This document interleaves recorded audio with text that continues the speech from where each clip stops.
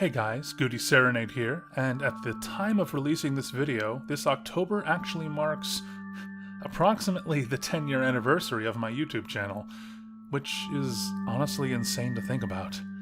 It would not be what it is today without all of you, so from the bottom of my heart, thank you so much.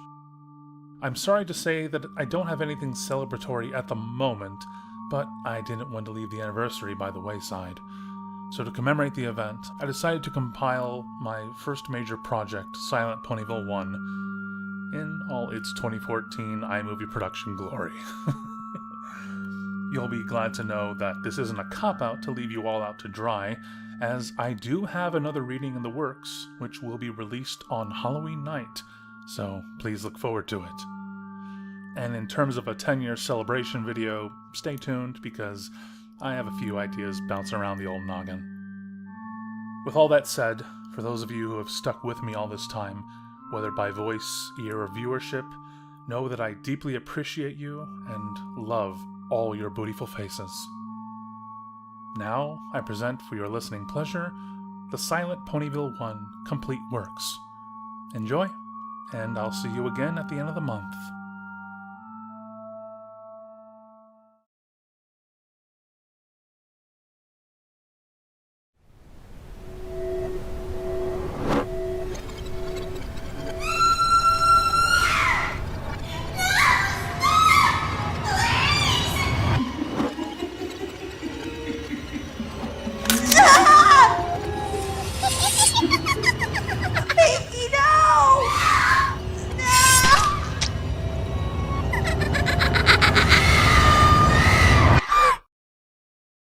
Pinkie Pie's eyes shot open. Her face was buried in her wet pillow, stained from her tears. She quivered as she very gently tried to lift herself up from the bed. She was afraid of seeing her bed soaked, covered in blood, evidence of a horrific deed she had committed. But her bed was dry, save for her tears. She gently placed a hoof to her face, feeling the still fresh tears on her cheek. She shivered as her hair moved to cover her eyes, still in shock at the sights she had seen. How could I? The vivid images of the nightmare she had just slept through came back in her mind. Horrific cries rang vividly in her ears, her coat soaked with blood. The feel of slicing open another living being. It felt so real. Pinkie Pie shook her head viciously, trying to remove these thoughts from her head. Why am I having these dreams? She rammed her hooves into her head, trying to stop the images that were assaulting her. For the past 2 weeks, she'd been having restless nights of sleep. She was having nightmares every night. The severity of what they showed were getting worse and worse with each one. The first dream hadn't been too scary. She was just attacked by a monster. She had shrugged it off easily, and it wasn't too different from a normal day, really. From there, the monsters changed. One night she was attacked by the Pony of Death, who wanted her soul for damnation. Another night it was a faceless slender pony, whose presence quaked her very being. Then the next night she suffered from a disease and starvation, as her body had begun to rot, but was denied death from the pain. She could handle those dreams. They weren't real after all. A good party with her friends made all those scary thoughts go away. She tried changing her diet for a day to see if the bad dreams would go away, and it worked for a night, but only for a night. The next night, she had dreamt of being a monster. One with sharp teeth and claws. She was the monster, and she had attacked and eaten herself. She still remembered the gagging taste the dream had left in her mouth. The next dream had her terrorizing ponies throughout Ponyville. She'd wrecked homes, crops, products, and lives. Then the next night, she attacked each of her friends. She could feel the berserk rage of the monster as it had slashed and tore them apart indiscriminately. But at least it was a quick death. Her friends didn't suffer in that dream. But the dream last night was different. It was personal. She was a monster again last night, but it was different. She was just herself. No fangs, no claws, no berserk rage. But a monster. In the dream, she had captured her friend, her dearest friend, Rainbow Dash. She had taken sharp objects and... Pinky dashed into her bathroom before emptying the contents of her stomach into the toilet, as the vivid images of what she'd done in her dream flashed before her once more. She felt wretched. How could her mind even come anywhere close to thinking of such horrible, horrific things? She loved her friends.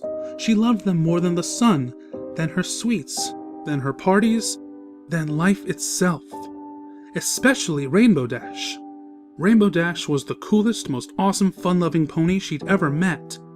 If she wanted to just hang out and have fun, or pull some pranks, or share some sweets, or help throw a great party, it was Rainbow Dash who was there for her. She wiped her mouth as she groggily looked at herself in the mirror. Her mane was straight, her eyes were bloodshot with bags beneath them, her coat was dull with a sickly look, and she was breathing quite heavily. She looked terrible. She ran some cold water and repeatedly splashed her face with it. She really, really, really wanted to go see Rainbow Dash. She had to know she was okay, but at the same time, she couldn't do it until the memories of that dream had faded some more. And she had to get out of Sugar Cube Corner for the day. She wouldn't be able to hold back anymore of her stomach if she even smelled a cupcake. Pinky tried to stay in the shadows of the buildings as she quietly walked through Ponyville. The fresh air and warm sun weren't any comfort that day. She didn't want to look at any pony either, worried their faces would trigger another flash of the awful images in her mind. She had nowhere in mind to go. She just had to wander, had to get away from Sugar Cube Corner, from her room, from anything that would remind her. She looked up and around. She had lost track of how much time had passed since she had started her little trek. Thankful no one had stopped to ask her why she was acting so differently today. She knew the other ponies had started to notice dips in her cheeriness. Ever since the dreams, she'd been throwing more parties than ever before. But more and more, they weren't enough. Twilight had even asked her if something was the matter, and she'd done her best to reassure her friend. Wait, Twilight! Twilight was a great magical pony. If any pony could figure out a way to stop these dreams, she did. She winced at the idea of having to tell Twilight all about the horrific things her mind had imagined about her and her friends. But maybe she wouldn't have to. Twilight might find a solution without having to know what the dreams were of. She picked up her pace, running straight for the library. It didn't take her long. She figured her body must have been taking her there by instinct. It did have a funny way of working that way. She ran to the door and knocked a little frantically. It didn't take long for the door to creak open. Oh, hey, Pinkie Pie. Twilight said, surprised, but happy to see her friend. Is this an invitation to a party again? Twilight stopped as she blinked, noticing the distressed look of her friend. Are you all right, Pinkie? You don't look so good. No, I'm not good, Twilight. Can I come in? Of course, Pinkie. Please, make yourself at home. Twilight said, quickly offering her friend hospitality. Thank you, Pinkie said as she quietly trotted into the house. She quickly headed for the table in the center of the room and sitting on one of the red velvet pillows before it. She rested her head on the table, closing her eyes as she took a soft sigh to try and relax, remembering her friend's favorite hot beverage. Can I get you something to drink? Perhaps some hot chocolate? No sweets, please. If you have some coffee, that'd be great. No cream or sugar. No sweets? Oh my, this really is serious, she said as she quickly prepared her friend the hot drink she requested. She levitated it before Pinkie, who groggily took it and began to drink. She grimaced at the bitter taste. Pinkie, what's the matter? You can tell me, Twilight said, sitting down next to her downcast friend. Twilight could see the signs. Her mane was straight, her coat was dull, her eyes bloodshot with bags under them, and most noticeable of all, she wasn't radiating the energetic aura of Pinkie Pie. Oh, Twilight, it's awful! Pinkie put her hooves over her head. It's the most awful thing that's ever happened to me! I can't even believe what's happened to me! It's so awful! I can't sleep, I can't rest, Even parties aren't helping. I need relief. I need to stop this, but everything I've tried only seems to make it worse. Pinky said, her voice quivering. Twilight couldn't help but be surprised at how terrified her friend sounded.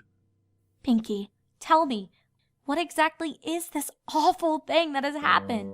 Twilight tried to reassure Pinky that everything would be all right. Pinky took a big breath, steeling her nerves. I've been having nightmares, Twilight. Awful, horrible, relentless nightmares. I was throwing more parties to forget them, but they kept coming. I tried changing my diet. I tried relaxing before bed. I even tried falling asleep in a handstand with a lemon in my mouth while in the shower. Nothing works. And last night's nightmare was the worst of them all. Nightmares? Twilight said, tapping her chin for a moment. 1 second. She said as she got up and quickly ran over to a bookshelf. She began to pull out books, checking them out, scanning them one by one. No, not you. You're not right either.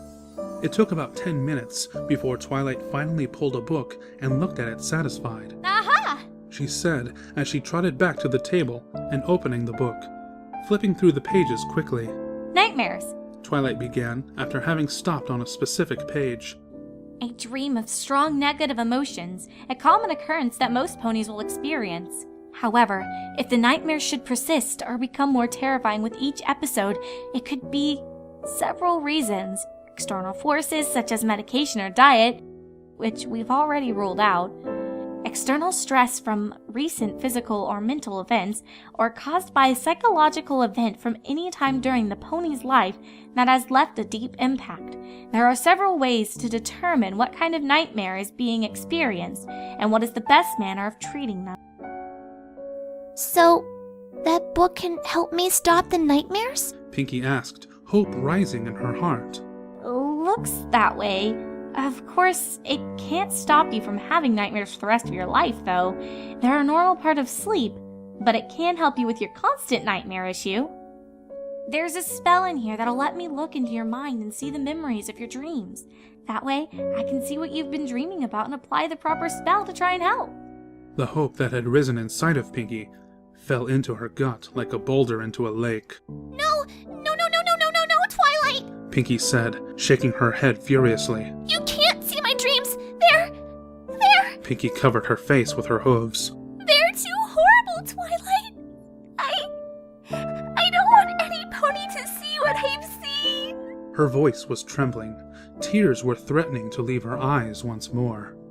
She looked up when she felt Twilight's hoof placed against her shoulder, the look of concern on her face. I can't imagine what kind of dreams you're having, Pinky, but I can see the pain on your face. It's affecting who you are, and I can't just let this go. You came to me for help, and I'm going to help you. Please, you have to let me see what you've seen, so I can help. Twilight pleaded to her friend. Pinky lowered her head as she held back the tears burning at her eyes with all her might, swallowing hard as she knew her friend wanted to make everything better and might have the power to do so. Twilight? Yes? What is it, Pinky? Please, you have to promise me that what you're about to see won't change your opinion of me. I swear, Pinky, I won't think of you as anything but the dear friend I know and love. Pinky saw her smile. It was so reassuring, so comforting. Pinky, I swear? Pinky asked one last time. Twilight just seemed to smile, a little amused. Cross my heart and hope to fly, stick a cupcake in my eye. Twilight did the motions of the Pinkie Pie swear, mimicking sticking the pastry into her face. Pinky took a moment to let it sink in, then squeezed her eyes shut and lowered her head a little. All right. I trust you, Twilight. Pinky softly muttered, as she did her best to prepare for whatever was going to happen next. Twilight nodded softly as she remembered the spell from the book, her horn glowing with light as she concentrated on it. She gently swept hair covering Pinky's forehead behind her ear to hold it, then gently tapped the tip of her horn against Pinky's skull.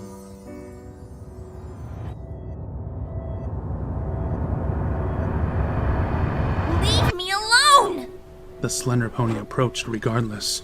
The static screeched at her as it drew closer. Pain shocked her body from one side to the other, as blood seemed to splatter and cloud her vision, turning the world red. She fell to her knees, trying to grasp reality, before the pain and sound became too much to bear. There was a hole in her body. She could feel the worms wriggling in it, crawling up into her torso. They were eating her alive. The pain clawed into her very soul, but yet death would not come. Her body laid there, unflinching as the insects had their way, feeling every wiggle and slime of their bodies as they slid under her skin. Bones crunched in her teeth as blood dripped down her chin. The fresh taste of gooey flesh slid down her throat. Sharp teeth bore down again into the side of an earth pony's neck as the pony's head fell from her body, giving her a good chunk of flesh to chew. The taste was revolting, but she craved it. She had to have it. She had to have more. Her teeth dug into the pony's skull, crushing the skull as the inner organs began to dribble into her mouth. She had to have more. This one would never be enough. The screams had died down for now, but that wouldn't last long. Why? Why are you doing this? It was the pained and frantic cry of Rainbow Dash. She could see her tied down to a table, wings already sawn off. Sawn off by her own hooves. Oh, Rainbow Dash, every pony dies sometime. Her voice betrayed her as she pulled out a scalpel. It's a simple concept, really. You just have to think. Did my life mean anything? Did I die with a purpose? Will my memory be left when I'm gone? All are important questions, you see. She walked towards Rainbow Dash. She could feel the murderous intent grasping at every fiber of her being. But I would have died for a good purpose if you kill me. How could you do this to me? She raised her hoof and petted Rainbow Dash's face. She leaned in close to her. There was an attraction she could never describe as having felt before. Her breath was hot, and her body betrayed her mind. Oh, Rainbow Dash, if you don't know the reason by now, you'll never understand. This is just how things have to be. Rainbow only looked confused, but she would rectify that look. She gripped her scalpel and placed it at the base of Rainbow's hip, and sliced it down her leg. Pain overtook Rainbow's face and voice as she began her delicate slicing operation. After all, she had to prepare the ingredients to be just right.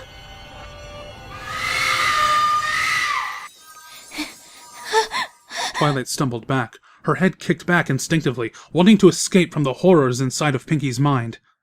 Twilight crashed into a bookcase, causing a cascade of books to fall onto her. She was breathing heavily, frantic and panicked. The spell had only taken a few seconds to complete, but the rush of all the dream memories flooded her all at once. Those dreams were horrific and so real, and she had felt everything in those dreams, even though dreams should not normally contain such vivid feelings. The monster that attacked her, the feel of bugs crawling all around her skin and organs, the gagging taste of flesh in her throat, the torture, the acts she had committed. She wanted to vomit. Twilight? Came a scared, timid, almost hushed voice. Twilight snapped from her thoughts and looked up at her pink friend. She was trembling with fear as tears streamed down her eyes. That was right. These were the dreams Pinky was having. The dreams that were terrifying her. The dreams that she had come to her for help with. Pinky, I had no idea. She said shakily, getting to her feet and slowly walking back to her friend. She had to be strong right now. Twilight? I'm sorry. I'm so sorry you saw them. Twilight quickly moved next to Pinkie, taking her into an embrace to hold her tight. Twilight held her dear friend, making sure she knew she had all of her support. The images may have made her stomach twist, but her friend was more important than that. It's okay, Pinkie. I can see how much these dreams have been eating at you. The Pinkie in those dreams is not you, so we just have to figure out why you're having them. Pinkie slowly nodded her head in agreement, before finally being able to stop her tears and let go of Twilight. Twilight turned to her book and flipped a few pages. Since we know it's not your diet, we need to determine if it's because of recent events or if it's something much deeper in your psyche. So let's start there. When did the dreams start happening? Well, the dreams started about a few days after the Grand Galloping Gala, and they've been happening about every night for the last 2 weeks. They didn't happen one night after I changed my diet, but then they just came back the next day. Well, the gala was a pretty big incident. You certainly seemed fine at the donut shop, but what about after that? I know you said you had some business to attend before you headed back to Ponyville, so we didn't see you again till we were headed back to the chariot. Well, after I spent time with you guys, I went and met with my sister Octavia. She was the one playing the cello on stage during the gala. She was the main reason I was able to get away with my music antics while there. I wanted to go thank her for helping me try to liven things up. She was a little mad at me at first for the mess I caused, but she forgave me and we ended up having a very fun chat about what we'd both been up to since we left the farm. After a little while, it was time for me to go, so we promised we'd keep better in touch. Do you think it was that meeting with your sister that could have started the dreams? I wouldn't understand that if she did. Pinkie said, putting a hoof to her chin in thought. We had a fun night. There wasn't anything that she said that was negative. Have you gotten a letter from her yet? I did get one, but it was just letting me know that she was going to be performing a concert in Philadelphia. She said that her band was touring around, so that if I wanted to send her letters, I'd have to address them to her band since the mail carriers know where they'll be. Again, there was nothing negative though. Well, what about the last 2 weeks then? You seemed mostly fine other than a few instances where you weren't as chipper. No, nothing significant. I've been throwing more parties because of the dreams, but it's just been life as usual in Ponyville. I see. Twilight went back to consulting her books, scanning the pages of the book, flipping through some more, looking for what would be best to handle this. Here we are. It's another spell. This one's a bit more of a mind delve. It'll let us find out why you're having these dreams, be it a minor or major reason. So don't worry, Pinkie. I'm going to make sure you'll be all better in no time. She gave her friend a confident smile. Thank you, Twilight. Pinkie said, giving a soft smile back. Alright, the book says that the spell can be a little disorienting at first, but that you'll get used to it. You ready? Pinkie gave her a nod. Then here goes nothing. Twilight said, taking a deep breath as she concentrated once more, her horn flaring up with light. She lowered it towards Pinkie's forehead once more and gently touched her. Pinkie's mind did a flip and felt like it fell into a hazy fog. She lost track of her surroundings as it felt like she was falling from a very far height. The world was spinning around her as she felt like wind was rushing past her.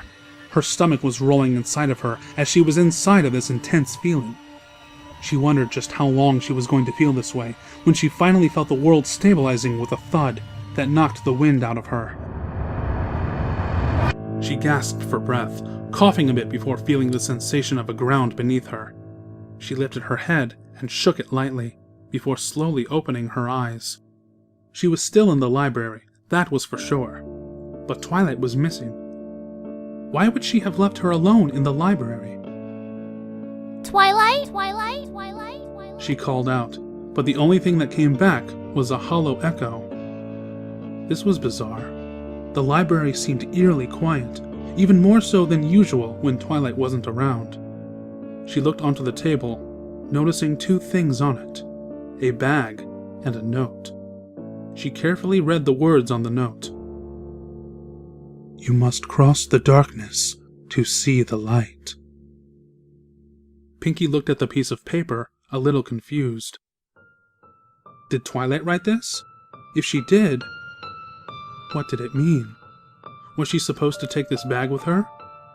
Twilight must know what she's doing after all. She wouldn't just abandon her here without a good reason. Pinky opened the bag. There were two things inside. The first one was obvious. It was a lantern. Inside was oil with a wick. There was a knob on the side. She assumed it would turn the lantern on. If she was going to use it, she'd have to make sure not to use up all the oil. She gently placed the lantern back into the bag. What's this? She asked as she pulled out a rectangular device. It had a dial on it and an antenna, but it wasn't an object she was familiar with. It had a face like a picture on it, with a circle on it that had holes. In her mind, it kind of looked like a miniature phonograph, but how would this tiny thing play music? In her hoof, it began to spring to life, playing a soft static sound. Pinky dropped it, surprised by the sudden sound. She stared at it as it buzzed.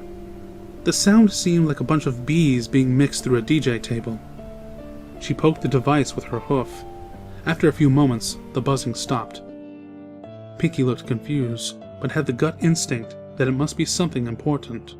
She placed it back in the bag. I guess Twilight believed I needed this bag. I'll keep to her advice then. Pinky muttered to herself as she carefully strapped the bag to her back.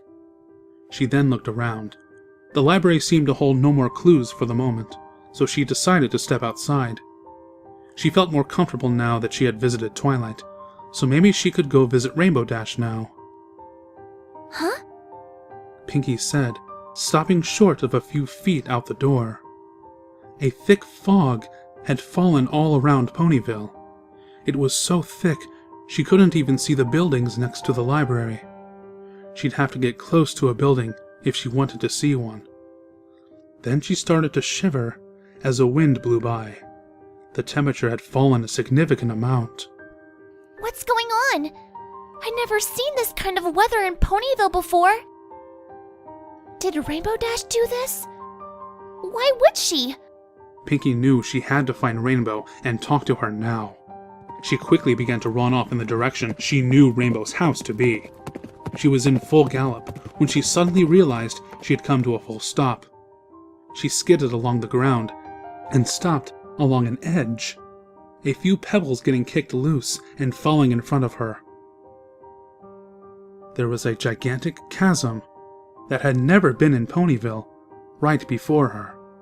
It cut right down the road to Rainbow's house. In fact, it cut off the entire way outside of Ponyville if you didn't have wings. What's going on? She asked, as she stared into what seemed to be a bottomless pit.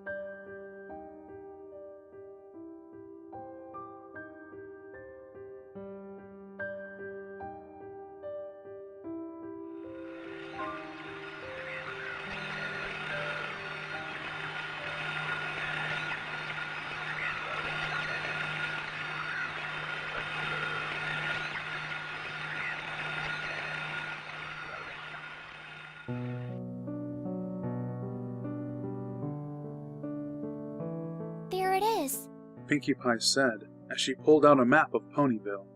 She'd gone back to the library to find it. Luckily, she had an uncanny ability to find things she needed very quickly. She took a red marker in her mouth and drew a circle with an X through it at the road with the chasm on it. She then placed smaller X's on several houses she tried to gain access to in trying to find any pony. The town appeared to be empty. Abandoned. What happened here? She asked herself, looking at the map of X's. She'd only investigated a small portion of Ponyville, but there were always ponies either at home or wandering around. On bad weather days, they'd be in their homes, or there'd at least be a notice of some kind if a lot of the ponies would be leaving. Plus, why was there that bottomless pit at the edge of town? I need to get to Sugar Cube Corner. If I can make it there, I can get my hot air balloon and try to see if there's any Pegasi in the sky. They might have an explanation for the fog. Pinkie Pie said, confirming her plan of action in her head. She also admitted to being worried about Gummy. She hoped he would be all right. She quickly checked her route on the map before packing the map and the pen into her bag. She'd mark any more unusual occurrences she encountered in Ponyville on the map for her to remember. She stepped back out into the chilly day when something cold and wet landed on the end of her nose. Huh? Pinkie said, trying to see the end of her nose. She shook her head a little, then looked up into the sky. Small specks of snow began to appear as they slowly fell to the ground. Snow? But it's summer. Pinkie said in shock, staring at the white spectacle. She could see her breath, but she hadn't realized it was cold enough for snow out. The Pegasi controlled the weather, so they must be up there right now. Pinkie headed out in a gallop towards Sugar Cube Corner.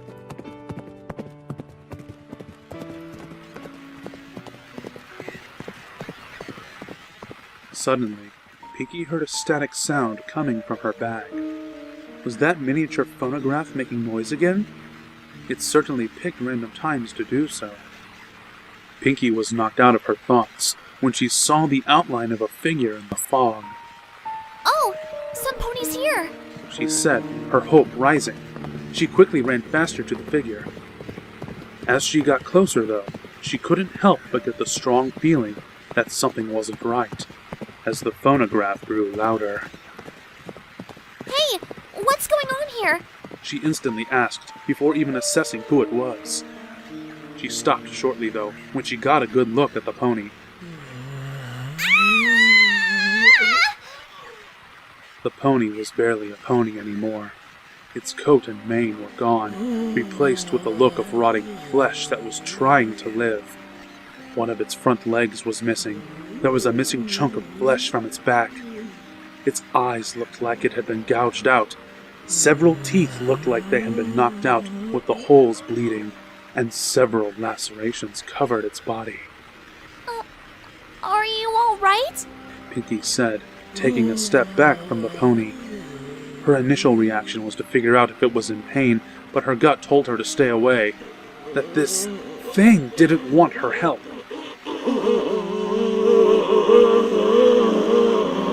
The phonograph in her bag started ringing off the hook.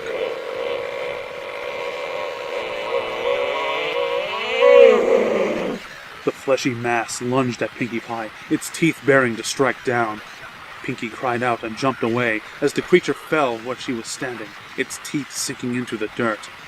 Pinkie took a few more steps away from the creature as it brought its head back up, a mouthful of dirt in its teeth. It growled as the dirt dribbled out of its mouth, soaking the dirt with its blood. It began to slowly lumber towards Pinkie again, growling as it seemed to smell her out. Stay back! Stay back! Pinkie cried out, trying to backpedal away from the terrifying creature. It growled and moaned, dripping a trail of blood as it was intent on tracking her.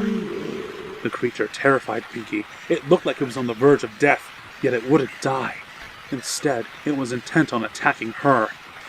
Every fiber in her being told her to run away. Run as fast and far as you can from this creature. Stay away from me! She cried before her legs finally took action and ran around the creature, quickly galloping away. The creature went to lunge again, its teeth implanting on the dirt once more as Pinkie ran past. As she got farther and farther away, the phonograph in her bag began to settle down, before going silent once more.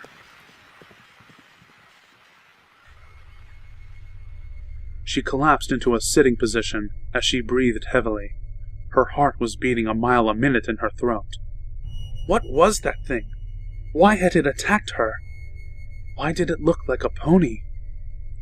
Why had she not seen any pony else but that thing? Sugar Cube Corner. Pinky panted, trying to calm her nerves. She bit down on her arm, pinching herself to remind herself she wasn't dreaming.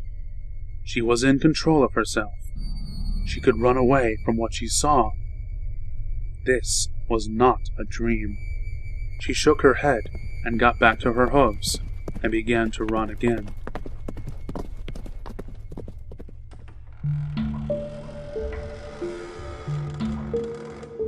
The door to her room in Sugarcube Corner creaked open slowly as Pinky pushed it. The inside of her room was pitch black. She couldn't see anything past the frame of her door. She carefully dug into her bag and pulled out the lantern, holding it in her mouth as she turned the knob. The wick came to life, the flame shining. She stepped into her room, the light of the lantern illuminating what she couldn't see before. She looked in shock at the state of her room. It looked like it hadn't been used for years. The wallpaper was rotted and peeling. The wooden floor was splintering and falling apart. The curtains were riddled with holes. Dust was thick and the air was stagnant. Pinky looked around confused before placing the lamp down gently onto a table so she could see the whole room. Was I gone for a long time? Pinky asked as she stepped through the room, hearing the floor creak and groan as it adjusted to her weight. Twilight wouldn't have used a spell to send me into the future if she was going to help me. Would she? The spell did say it would be disorientating. I guess this could just be all part of the side effect. The phonograph began to let off a soft static. Pinky stopped in her tracks as she listened to it. The last time it went on, she met that creature, and it had gotten louder as she got closer to it. She looked around the room hastily, but she didn't see anything that looked like a monster. Calm down, Pinkie Pie. There's nothing too serious to worry about. Let's just check and see if Gummy's in there, grab the balloon, and head for the sky. You can put this creepiness behind you then, Pinky said as she grabbed the lantern in her teeth and quickly pushed her bathroom door open. Gummy! She called out despite the lantern in her teeth. She looked into the bathroom and nearly dropped the lantern.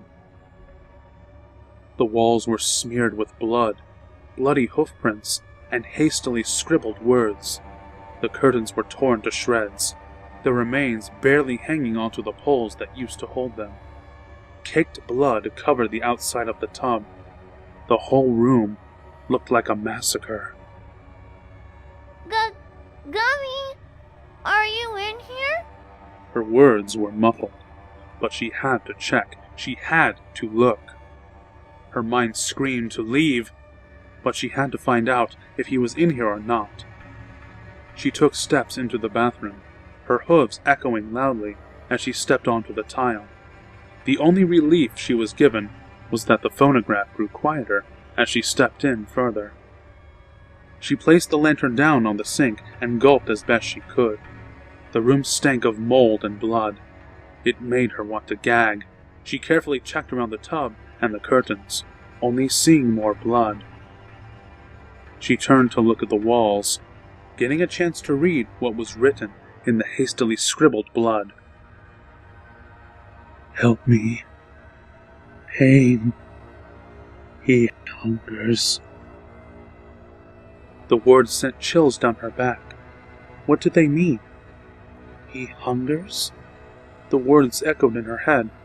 Was that referring to Gummy? But Gummy had no teeth. The only thing he could swallow was the mushy gator food she bought for him. What had happened in her bathroom? Why would this have happened here? Her mind was reeling with questions. She desperately needed the comfort of one of her friends right now. She stepped away from the wall. There was only one place left she had to check, and that was the tub itself. She very carefully leaned her head over the edge of the tub, looking down into it. In the tub laid half of the rotted remains of a tiny green gator. It was unmistakable. That was Gummy. He looked like he had been there for a long time. Pinky's stomach was moving in her throat as she stared. Why was this happening? The question bounced around in her head again and again and again. She needed answers. It was then that she noticed a bright red ribbon. It was tied immaculately into a bow around something that was sticking out of Gummy's mouth. Pinky swallowed as she stared at the item, not sure what it meant. The item was clean. It was free of blood, and it looked like Gummy was trying to give it to her. Pinky gingerly lowered her hoof and took the item from Gummy's mouth, the item slipping out with a bit of ease. She was able to look at it clearly now, realizing it was a key. The key had a symbol of a star on it. She didn't quite know what it meant, but Gummy had given it to her in his last days. She had to keep it. She gently placed the key into her bag, remembering just then that the phonograph was still giving off a quiet buzz. She carefully grabbed her lantern and stepped out of the bathroom, closing the door behind her. She placed the lantern down on the ground as she wiped her face again. Gummy! I'm so sorry. I promise I'll give you the proper burial you deserve one day. Please forgive me for not being there for you. The tears were pouring out stronger now.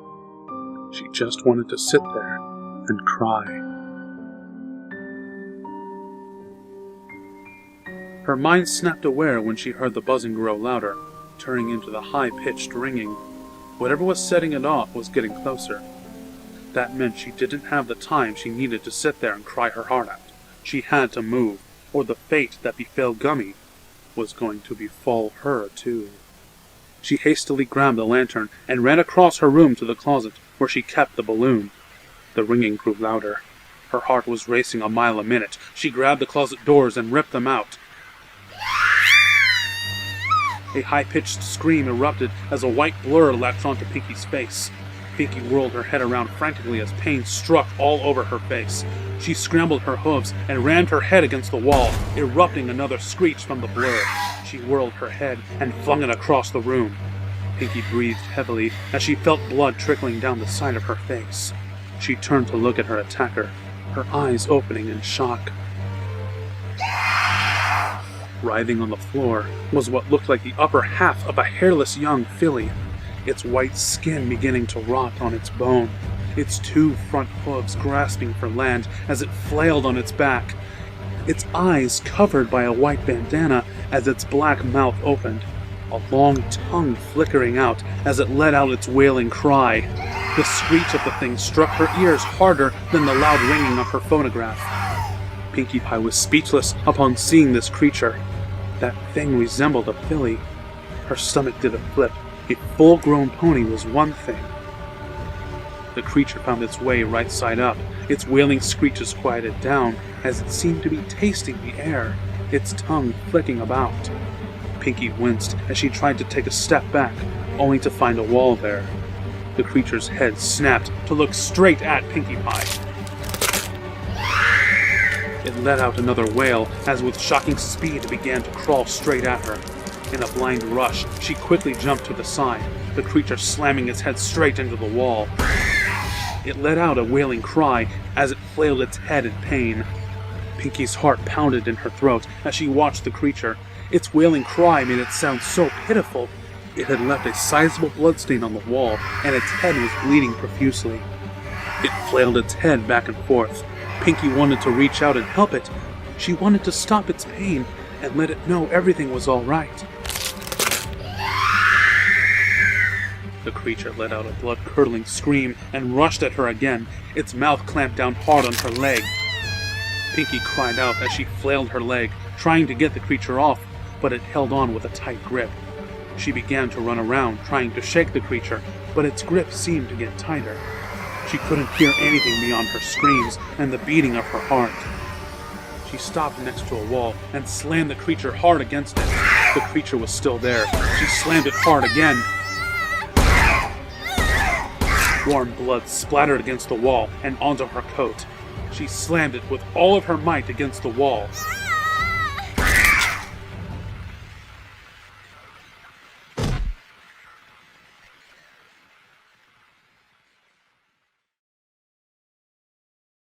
The creature slid off as life escaped its body, collapsing onto the floor with a thud. Pinky's breath filled her lungs with fire as her body shook with adrenaline. She looked down at her bleeding leg, and then at the creature she just finished off. Oh no! Oh no! Oh no! Oh no! Oh no! Oh no! She hadn't meant to kill it. Did it deserve death? It had attacked her, but was it the right thing to do? She sat on the ground panting, her body shaking, her mind reeling. She looked down at her body and saw the soft splatter of its blood against her coat. Her stomach flipped again and again, her contents about to come up. What have I done? Why did I have to come to this? She shook her head violently. She didn't want any of this, but it was happening. This was no dream that she could wake up from, and it'd all go away. This was here, and it was real. She took a deep breath as she tried to stand on her shaking legs. Rainbow Dash, Rarity, Fluttershy, Applejack, Twilight, Eddie Pony, I need you right now, she said shakily, walking towards the closet. She grabbed the lantern and looked into the darkness. The balloon was there, the basket holding the deflated balloon. Hope rose in her heart as she placed the lantern down and began to pull out the cloth from the basket. Large holes riddled the balloon. It wasn't usable for flight.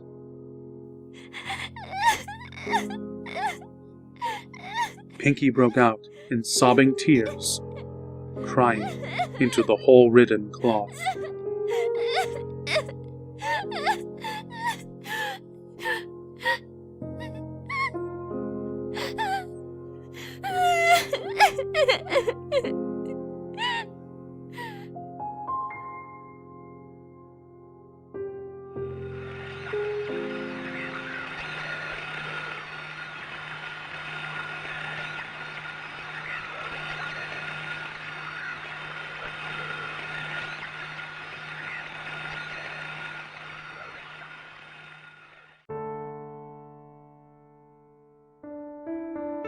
Pinkie Pie tenderly finished cleaning and wrapping her wounds.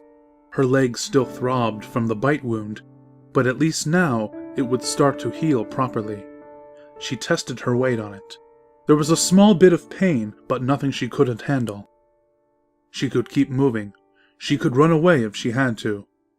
She looked at the note she had placed on her bed once more. It had been resting at the bottom of the balloon's basket, as if it had been waiting for her to find it. Laughter and smiles of youth, together as they find out truth. Dreams of the future are held, as fears of the past are expelled. She had been dwelling on this note since she'd found it. She knew it was a riddle. She wasn't very good with riddles. But her mind had finally calmed down enough now to start thinking more coherently. Her brain was finally not reeling from horror long enough to take deciphering these words seriously. Well, I guess the first line means foals. Foals finding truth? Like learning? Oh, this riddle is about a school.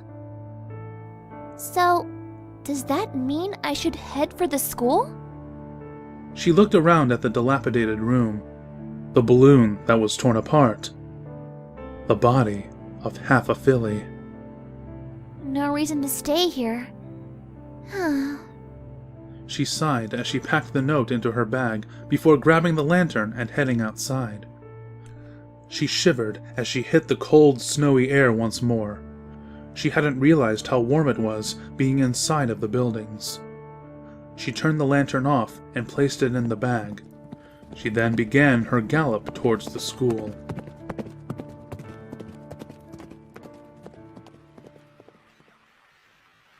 Pinkie watched carefully from behind a tree as the lumbering form of a monster paced away from the entrance to the school. It looked just like the first monster she had encountered, the three-legged groaner. If there's more than one of those things, maybe groaner is a good thing to call them. She had hoped the buzzing of her phonograph wouldn't give her position away, but it didn't seem to notice any sounds unless she made them. It soon began to lumber away into the fog, turning into a dark silhouette of itself. She figured now was the perfect time to move. She quickly made it to the front door of the school and pulled on the handle, trying to get inside quickly. The door jammed from the sound of it being locked. What? It's locked? She hadn't expected it to be locked, not after that riddle had told her to come to the school. Did I get the answer wrong? She asked herself as she looked at the door again. It was then that she noticed just above the handle was the lock, with the symbol of a star on it. It felt like a switch was flipped on in her head. She quickly reached into her bag and pulled out the key Gummy had left for her, being careful not to undo the ribbon. She placed the key into the keyhole. It fit perfectly. The door unlocked with a satisfying click that made her smile softly. She went to grab the key to hold on to it again. The key turned into ash, the tiny pieces quickly falling to the ground. She stared in shock at the gift Gummy had given her. The only part that hadn't turned to ash was the ribbon that floated down gently, landing on her outstretched hoof. No! Gummy's gift! She said, her lip quivering as tears threatened to fall once more. She shook her head quickly, taking a deep breath of cold air as she calmed herself again. She'd already cried a lot. If she kept crying, she wasn't going to get out of this situation any time soon. Besides, she still had the ribbon from the key. She very carefully tied the bow to the end of her mane. It still didn't have its frizz to it, but tying it at the end helped make her feel like it was a little poofy again. The ribbon gave her comfort. She felt as if Gummy was right beside her while wearing it. She opened the school door and headed inside. To her surprise, the area was fairly well lit. She had been expecting to need her lantern, like at her house. The school seemed to have fared better than her house did. It had a thick layer of dust, but the structure wasn't nearly in as much disrepair. Lockers lined the walls as the hallways led to classrooms. Before her was an opening to the main auditorium. Signs hung on the wall pointing out the direction to the gym, nurse's office, principal's office, and the numbers of the classrooms.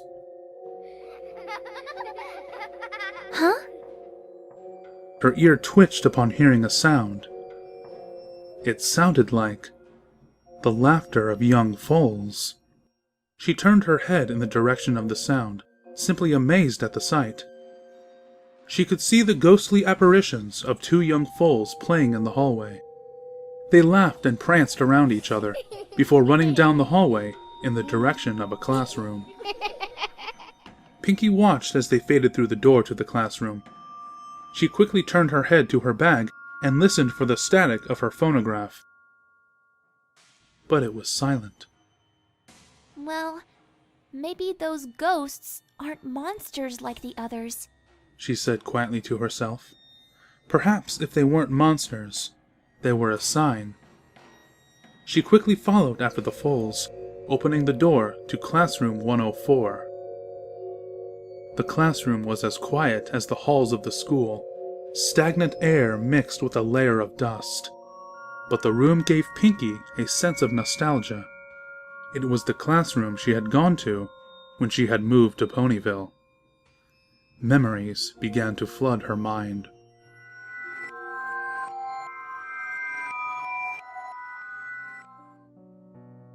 Well, Miss Pinkamena Diane Pie, we recognize that you have been homeschooled for most of your life, but upon testing you on the Ponyville standardized test, your score was not high enough to acknowledge a graduate-level pony. So we are requiring you to take at least 1 year of public school here in Ponyville. The mayor explained to her. What? I have to go to school? Pinkie said, pouting in her seat opposite the mayor's desk. But learning was so boring. She stomped her hooves a little in her chair. Now, sis. Octavia said, reaching over and placing a hoof on her sister's shoulder. It won't be that bad. Just think of all the new friends you'll be able to make. You'll have a lot more ponies to invite to your parties. But... Pinkie said, looking at her sister with pleading eyes. She already knew that she wanted to spread smiles as much and as far as she could, but this was her first time finding other ponies to be friends with to host a party for. She was rather intimidated by the thought that they wouldn't like her parties. Tell you what, Octavia said with a comforting smile. if it's all right with the mayor, I'll go to school with you. How does that sound? I don't see why not. The mayor said, nodding with a smile. Really? Oh my gosh! You're the best big sister ever! Pinkie said, hugging her dear sister with all her might, a big smile on her face. Octavia smiled in return as she pet her young filly sister.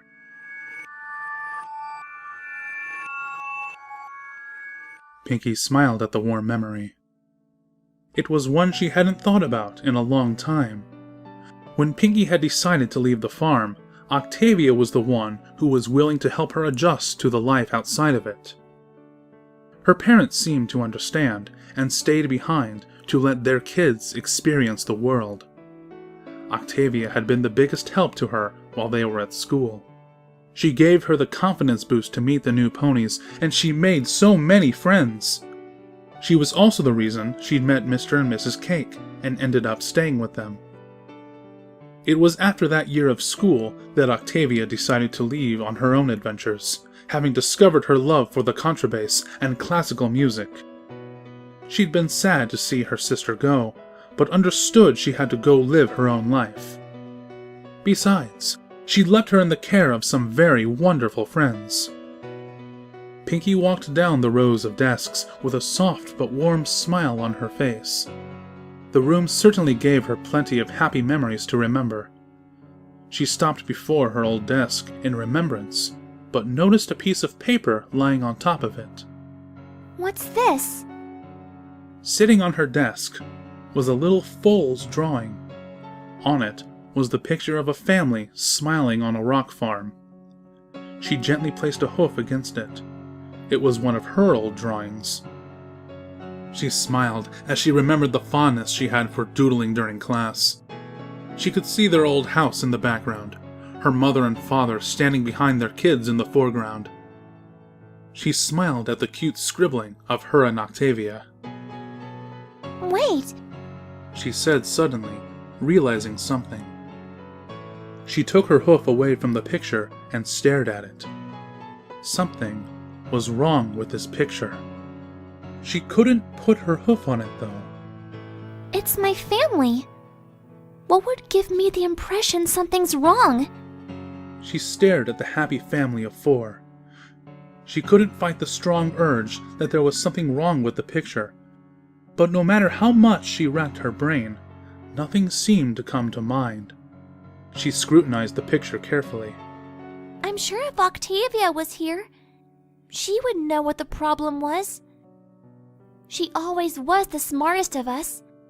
If we were ever in trouble, she will always bail us out. Alright, fine. I'll play with you. But only because you're so insistent. Her eyes shot back to the paper as she scanned it and counted the number of people in her family once more. 1, 2, 3, 4, 5? She counted out loud as she pointed to an empty spot that should have contained her other sister. Where's Bellamina? Where's my younger sister? She scored the picture for any sign of her. She wouldn't have drawn a picture of her family without her. Would she? Wait, come to think of it, when was the last time I thought about Bellamina? She remembered thinking about Octavia several times over the years, but she never thought about Bellamina. Oh my gosh, I must be the worst sister in the world! She said, feeling so rotten for having forgotten about her other sister. She tried to recall memories of her sister desperately, but the only thing that came to mind was the story of how she got her cutie mark. But beyond that... She shook her head furiously, trying to jog loose any memory. But she didn't remember anything else. She looked down somberly before slamming a hoof against the ground. I'm so sorry, Bellamina. I promise you, once I get out of here, I'll keep you in my thoughts. Pinky said, determined now. She had to escape the horrors that had befallen Ponyville. She looked around the classroom, her eyes being drawn to the desk next to hers, the one Octavia had sat in during school. On the desk was a red circle with an X through it, written with a red marker. She carefully grabbed the edge of the desk and opened the top of it, looking inside. Inside of the desk was a blue jewel, carved into the shape of a contrabass. Wow, it's beautiful. She wasn't sure what it was doing there, but she had the strong feeling that it was something she was meant to keep. She picked it up carefully before placing it gently into her bag. She closed Octavia's desk before realizing she should check her desk. She was careful not to disturb the picture and opened hers as well. Inside was a red jewel in the shape of a balloon. She quickly placed it inside of her bag as well. She closed the desk and looked around. None of the other desks appeared to have anything of significance on them. She headed to the front of the class and checked the teacher's desk. There was a note written on the desk. At the eve of the switch from night to morning, the red moon will shine. Another riddle? This one certainly made less sense than the last riddle she tried to solve. Off the top of her head, she couldn't figure out what this riddle was trying to tell her. She twirled her head towards the door when she heard the laughter of the foals coming from the hallway once more. She quickly exited the room and looked around the hallway for them. She saw them further down, playing with each other. She slowly approached them, trying to get a better look at the two little foals. However, once she got close enough, they began to run down the hallway. She gave chase. The little foals didn't run too far. They quickly made a turn into another room. Pinky stopped in front of the door and read "Janitor's Closet" on the front. She heard a click come from the door, as if it had just been unlocked. She reached for the handle and opened it, walking into the closet. The room didn't look anything like a janitor's closet should. Rather than shelves of items for cleaning, it was a mostly empty room. At the end opposite the door stood a small knee-high pedestal. Then behind it was what looked like a door with a clock and symbols around it, in between two portraits of the princesses. Oh, is that lantern oil?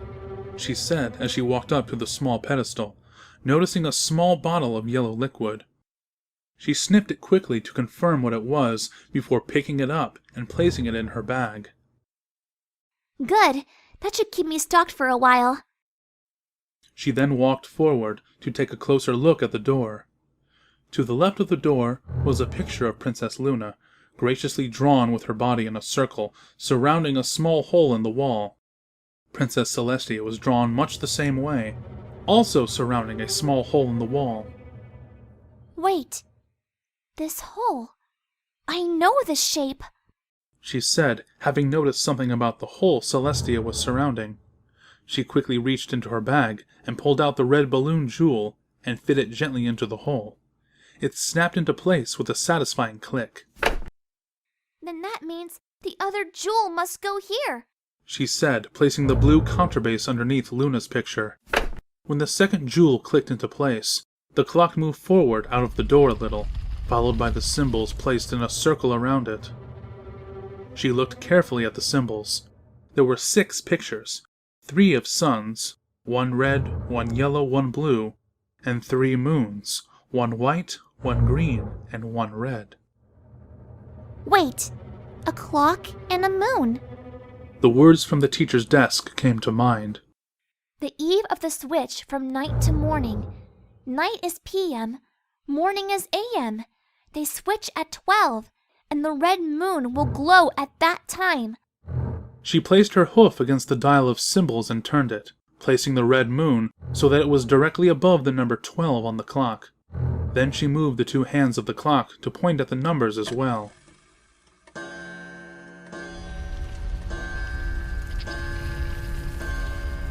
The clock chimed 12 times, as it and the dial moved back into the door, before the door moved up and rose into the ceiling, opening the path. Pinky quickly walked into the next room. Huh? She heard a very quiet sound, like it was a sound coming from Ponyville itself. She recognized it as a siren. A siren was blaring in the distance. She wasn't sure what it meant, but she had the gut instinct it didn't mean anything good. She focused on the room before her. She regretted it instantly. The room itself gave off the stench of it rotting. The ceiling was brown with missing tiles, peeling rotted walls, and the floor was covered in dirt, mold, and grime. Holes littered the room, revealing a mesh of iron grating behind them. Apparently the foundation holding the room together.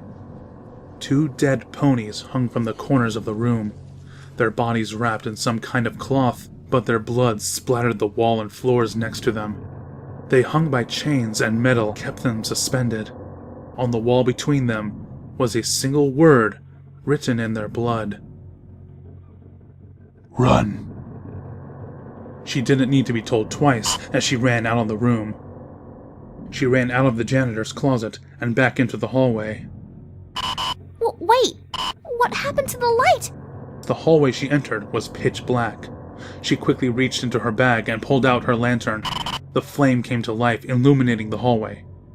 She gasped as the hallway was no longer that of the calm and quiet schools, but instead was made of the same dilapidated materials as the room she'd just escaped.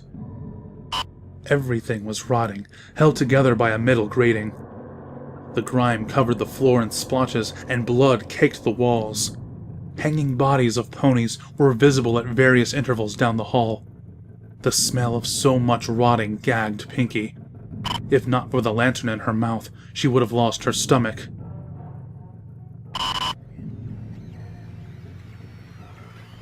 The sound of static hit her ears next. Her heart started pounding as she next heard footsteps echoing down the hall. She turned to the direction of footsteps, listening to the hiss of static grow louder as the footsteps grew closer. Her brain was screaming at her to run, listen to the wall, and put every force of power into her hooves. But she seemed stuck, almost glued to the spot. This feeling wasn't like the other monsters. This sensation was piercing down right into her very soul. This feeling was biting into her and was forcing her hooves to stay.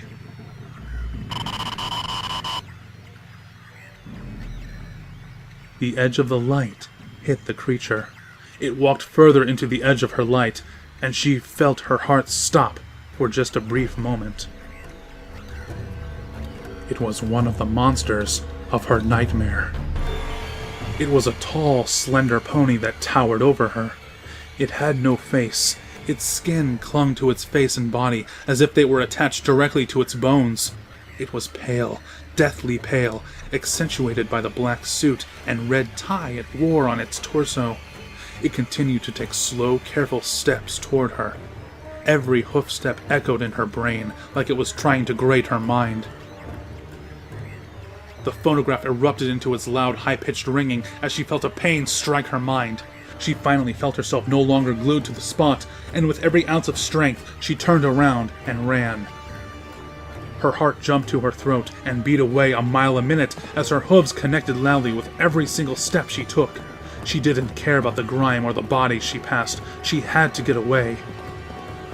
Her mind grated with the feeling of a haze that the creature seemed to bring with its presence. The loud ringing of the phonograph seemed to be the only thing that kept her in any state of mind to run as fast as she could. She rounded a corner with lightning speed. She was putting everything into this. She knew she could run fast. She could keep up with, if not outrun, Rainbow Dash at times. She had to be losing the slender pony. She had to be escaping. She dared to look over her shoulder. It was keeping up with her. It seemed to only be walking. Somehow the slow-paced canter it strutted kept up, and his whole being seemed to slide towards her, as if there was no escaping. Her mind reeled as she whipped her head forward, trying to go faster. She had to turn another corner. Her hoof caught under one of her legs, and she nearly fell. She scrambled her legs and took off again.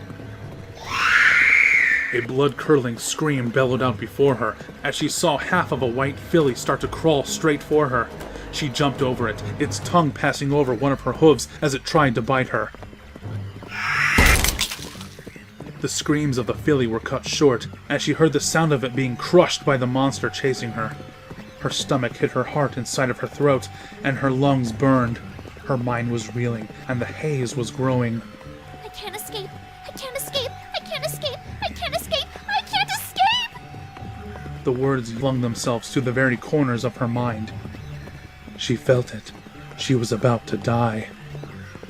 The monster was about to kill her, and there was nothing she could do about it. Her eyes flung open as she saw at the end of the hallway an open door. An exit? She raced as fast as she could, trying to ignore the constant looming presence of the threat behind her. She had to get to that door. She was almost there, just a little closer, just a little closer. She was going to make it. She jumped, passing straight through the open door and skidding to a halt inside of the room. Her heart instantly sank as she looked around. The room was a square with one entrance, no exit. She had jumped straight into a dead end, with that monster behind her. She looked around frantically. The room was adorned with party decorations. Multicolored streamers, balloons caked with blood, vile-looking snacks, poorly wrapped and rotting gifts, hanging ponies at every corner. A seal of blood drawn out on the floor. She instantly turned around, watching as the slender pony gradually walked into the room. The only opening to the room sealed shut with an iron gate behind it. There was no escaping it now. She was trapped in the same room with this monster. She dropped the lantern from her mouth, no longer able to hold on to it, as she panted frantically. The lantern rolled to the center of the room, turning itself upright in the center of the blood-drawn seal. The seal lit up with a red glow, filling the whole room with light. She could see the red-hued slender pony as it walked towards her. Stay back! She yelled as she ran to the gifts. She began grabbing them one by one and throwing them at the pony. The gifts struck the pony and seemed to stun him for a moment. But as the gifts hit him, they fell to the ground and burst into a pile of ash. They slowed his walk down for a moment, but soon they didn't even faze him. She grabbed the last gift and tossed it with all her might straight at his head. It struck him before blowing up into a pile of ash. Pinky cried out in pain as she felt her forehead was splitting open as her vision hazed into oblivion. She stomped her hooves down and ran blindly in a direction away from the pony. Her vision returned as she felt blood trickling down between her eyes, dripping off of her nose. He'd opened up a fresh wound on her head. She grabbed the table holding the vile snacks on top of it and tossed it to the ground. She raised her hind legs up and she kicked the table straight at the slender pony. The whole table struck him and pushed him back. He hit the wall as the table seemed to hold him in place for a moment. Pinky panted as she stared at the creature. He pushed the table gently, and it fell apart as a pile of ash. Pinky's legs gave way under her as she fell to her knees. Tears fell from her eyes as she sobbed in pain and exhaustion. She couldn't fight this monster. It was too much. Her mind reeled and wanted to accept her death. Her body couldn't take it. Her mind couldn't take it. She felt her mind begin to hurt worse. The slender pony was drawing closer. She couldn't look at him.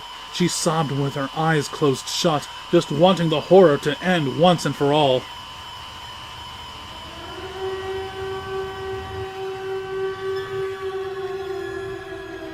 The pain stopped. The hoofsteps of the pony had stopped getting closer. The ringing of the phonograph was dying down. Pinky dared to open her eyes and looked up. He was still there, but he had stopped his assault on her. He looked like he was looking away from her, at something she couldn't see. That's when she heard it. The siren. The siren was going off again in the distance.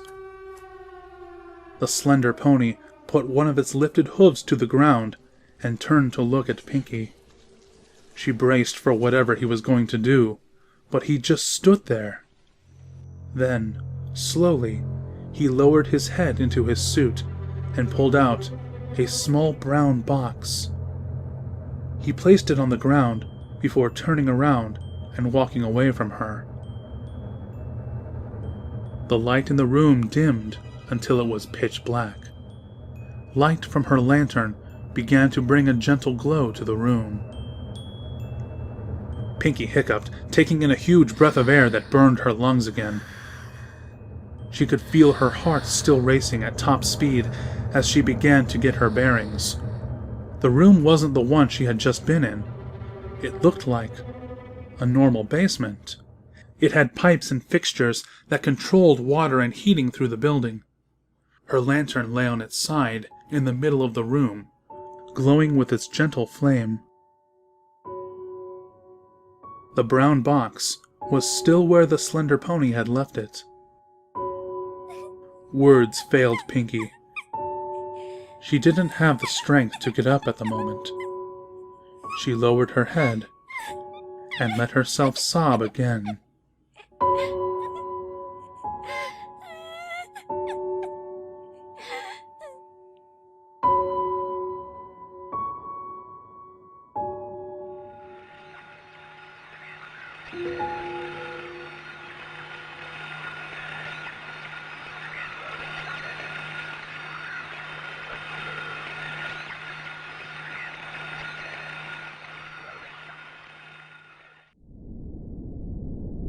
The world was quiet. Her hair floated around her face. She didn't feel the sting of her wounds here. Everything felt the same like this. It seemed almost as if her cares were a mile away. The last of her oxygen left her mouth and flew past her face. Her lungs began to burn. She wanted to hold on for a little longer, but her body defied her. Pinky gasped, taking in a huge breath of air as she surfaced from the bucket of water. She panted heavily as she tried to relax and calm her beating heart. She had just survived, staring death in its face. That thing, that monster, that slender pony. She knew just getting close to it was a death wish. When it had gotten close, her mind had fallen into a haze unlike anything she'd ever experienced before. Then there was the head-splitting pain. She gingerly touched her rewrapped head wounds. The cuts from the attack in her room had started to heal, but the slender pony had left a deep gash down the middle of her forehead. But she'd survive.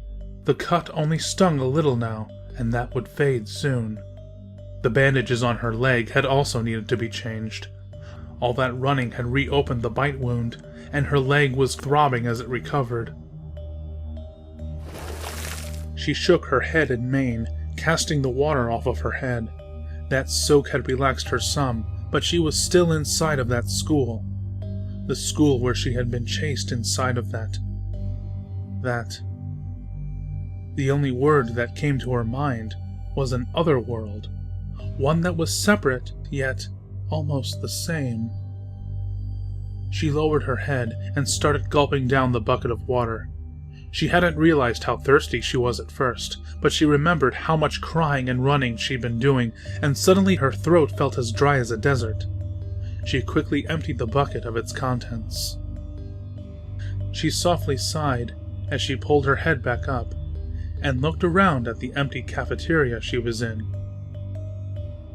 She was able to imagine back when it was in pristine condition, all the little foals that would gather around, eating lunch as they took a break from their day of learning. Friends would share gossip stories, adventures in the games they were playing at home. Some would doodle, some would spend time by themselves, but lunchtime and recess were always the foals' favorite part of school. Those days are long gone in this place, aren't they? Pinky sighed as she stared at the empty, dust-covered room. The tables had been empty and abandoned for a long time now, and no foals visited these halls. Even the brief glimpse at the playful ghost foals had gone away, and left the empty silence. She took a soft breath and picked up the red ribbon. She had taken it off to soak her head. She gently tied it into a bow at the end of her mane once more. She was growing very fond of this ribbon, not only being a gift from Gummy. It seemed to give her a sense of normalcy during these calm moments. It seemed to put her mind at a bit of ease, just knowing it was there. I guess all that's left to do now is open this box, she said, looking at the brown box that sat next to the bucket. She hadn't looked inside of it. In fact, she had wanted to leave it there. Even more, she wanted to smash it. She wanted to destroy the box. Anything that slender pony had to offer just made her stomach twist in anger. But forces beyond her understanding compelled her to bring it with her. She had put it down to get some water, and now that she had finished it, it sat there mocking her. She carefully lifted open the brown lid, half expecting it to burst into fire upon her touching it. The lid slid off easily as she looked inside it. Well, why is this in here? She said as she stared in shock at what sat inside the box. It was the key to Sugar Cube Corner. Why would he have this? Why would he give it to me? The questions racked Pinky's mind. After all, her home was right above Sugar Cube Corner. I can't believe I forgot to check on the store itself. She looked at the key again, then remembered what she had seen in her room. No, I can believe I didn't check it. Not after that filly attacked me. I did want to get out of there as quickly as I could. She carefully picked up the key and placed it in her bag. She had to go back and find out what happened to Sugar Cube Corner now.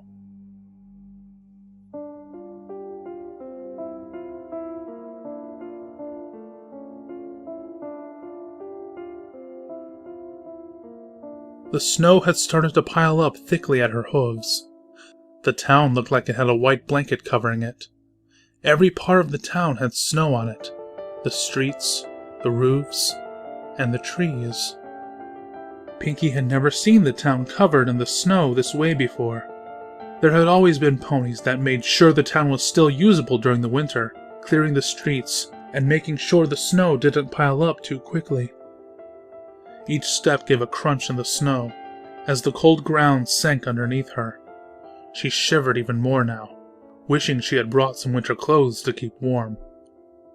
Normally she did well in the cold, but the snow kept wetting her coat. She could feel ice starting to form at the base of her legs. Sugar Cube Corner finally came into view. She sighed in relief. She had seen groaners in the distant fog, but none had come close to her.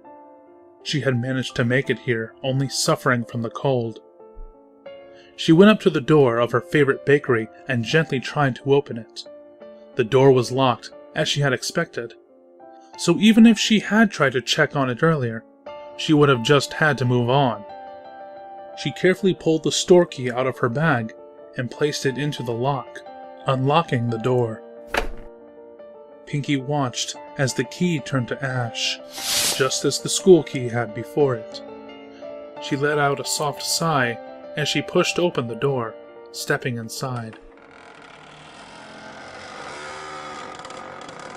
As she had expected, Sugar Cube Corner was dark, just like her room had been. Scant amount of light entered the room as she looked around. She quickly reached into her bag, pulling out the lantern. She was thankful she had refilled it with the oil back in the cafeteria as she set the flame alight. To her surprise, Sugar Cube Corner looked fine. There were no pastries on the shelves or counters, but there was a lack of dust and decay. In fact, the place was even decorated. There were ribbons and banners and balloons set up all around the shop. There was a table set up for holding snacks and punch, several games placed in various locations, as well as a pile of presents on another table. There was a banner tied from one pole to another, above it all, that read, "Welcome, Pinkie Pie." Are these decorations for me? Pinkie asked, placing her lantern down on a table so it could illuminate the room. Ooh! Do we have a guest? I love guests! Came a voice that sounded all too familiar. Pinkie stopped as she looked around. She hadn't heard any pony's voice since she'd entered this horrible place, and she was suddenly filled with hope. Yes! You do have a guest! It's me, Pinkie Pie. Pinkie Pie quickly called out excitedly, wanting to meet the other pony right away. Oh, really?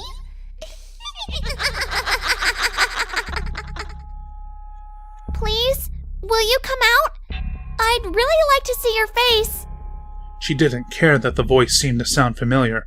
She just wanted to see the pony. Okie dokie Loki, since you asked so nicely. A blob of darkness in the corner of the room began to move. It seemed to manifest into the form of a pony before Pinkie's eyes. The shadows surrounding the pony faded as light soon gave her a form. What's the matter? You seem surprised to see me. You said your name was Pinkie Pie, right? What a coincidence! My name's Pinkie Pie, too. There was no doubt about it. The bright pink coat, the frizzed-up curly mane and tail, the blue and yellow balloons for a cutie mark, the bouncing, bubbly attitude. It was Pinkie Pie. But that's going to get confusing if we both start calling each other Pinkie Pie. We should give you a nickname. What? But I'm... Pinkie couldn't think of anything to say. Why was there two of her? And this Pinkie didn't seem to be suffering at all from any sadness or despair. She wasn't covered in any bandages, and she didn't look hurt. This Pinkie looked exactly like she did before the nightmares had started to affect her. And this town wasn't helping her. Oh, I see your hair is down. Does that mean you're sad? You must be. The only time my hair goes down is when I'm sad. We can call you Sadie Pie. Why are you so sad, Sadie Pie? Did someone steal your sweets? You can always make more, you know. Oh, I know what'll turn that frown upside down. Let's have some cupcakes. Cupcakes? But I want to get out of this town. Aw, you want to go? But you only just got here. Happy Pinkie Pie said, tilting her head. Come on, there's so much fun for us to have. She bounced over to a door on the side of Sugar Cube Corner, one that led to the basement. She opened the door, then turned back around. Come on, follow me. We'll have lots of fun. Then we'll make those cupcakes. The happy Pinkie Pie bounced into the darkness of the stairs. Pinkie just stared in disbelief as the second Pinkie disappeared from sight. She couldn't believe her own eyes. Surely she was the only Pinkie Pie. Right? She had to find out why there was a second Pinkie Pie. She grabbed the lantern and slowly began to follow down the stairs to the basement. She could hear the constant giggling of herself far down in the darkness. For some reason, she might have preferred the silence. She hit the bottom of the stairs and looked up, expecting to see the basement. Instead, there was a long hallway before her, with a series of 4 wooden doors along it, with a final wooden door at the end. Come on! Let's play already! The chipper voice echoed throughout the hallway. Pinkie couldn't tell which direction it had come from. She slowly walked up to the first door and opened it, entering slowly. Inside the room, she was shocked as she saw the familiar living room from the farm.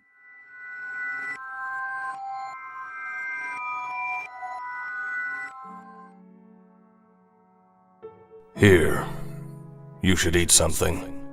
The ghostly image of her father had placed a bowl of soup before a ghostly image of her younger self, wrapped in a blanket. I'm not hungry. Her younger self had softly muttered in response. She bundled herself up tighter into the blanket. You haven't eaten anything since you got back. Please, you have to eat. Her father sat down on the couch next to his daughter. I don't ever want to eat again. Young Pinkie said, her voice quivering with fear. Her father placed his head around his shaking daughter, holding her close to his body.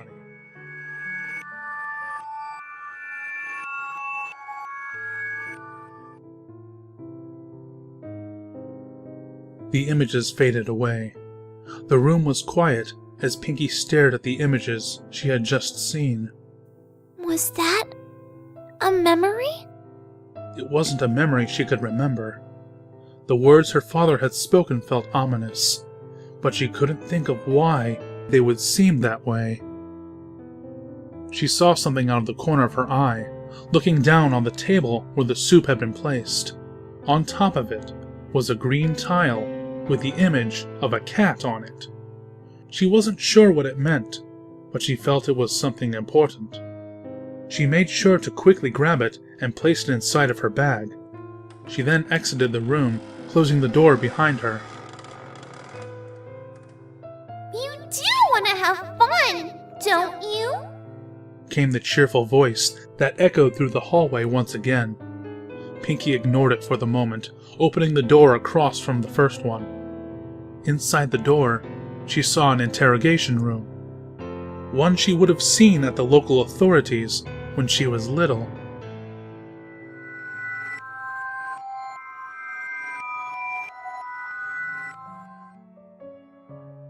Can't you see she's been through a lot? The ghostly image of her mother told a ghostly police cult as she hugged her pink daughter. Your questions are upsetting her. The pink filly was shaking in her mother's arms. I apologize profusely. We're not trying to scare her, but we need to know what happened. You need to give my daughter time. This has been a tough time for all of us.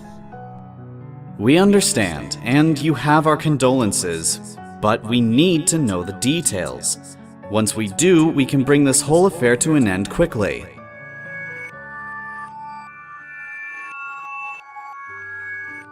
The images faded from the room once more, leaving behind a pink tile on the interrogation table. It was another scene that didn't exist in her memories. This one confused her more than the last one, not knowing what reason she would have to be in an interrogation room like that. She examined the tile, seeing that it had the picture of a bird on it. She quickly placed it inside of her bag before exiting this room as well. Oh, you're going to make me wait, aren't you? The chipper Pinkie Pie voice echoed in the hallway, sounding disappointed. Pinkie softly shook her head. The voice of that other Pinkie was unsettling to her. Hearing herself talk without it being her just felt unnatural. She carefully walked to the next door, opening it and stepping inside.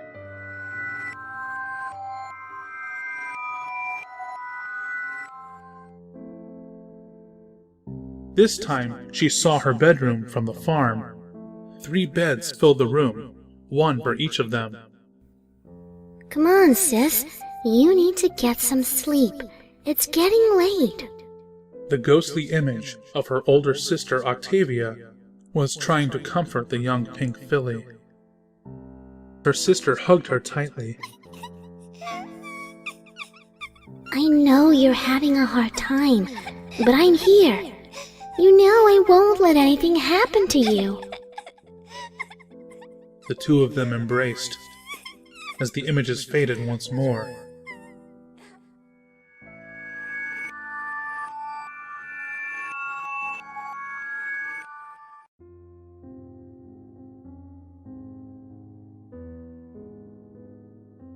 On the bed sat a red tile with the picture of a snake on it. Pinkie wiped away a tear that had begun to form at the edge of her eye. She didn't know why these emotions were welling up inside of her. The images were too real to not be true. But why couldn't she remember them? She carefully placed the red tile in her bag before exiting the room. Come on! I prepared a party for you and everything! Pinkie shook her head softly. She had to see what was in this other door now. That other Pinkie could wait. She opened the final door on the sides of the hallway, stepping into a room that had its walls painted like the sky. The ground was covered in sand and rocks. It looked like the outside of the rock farm.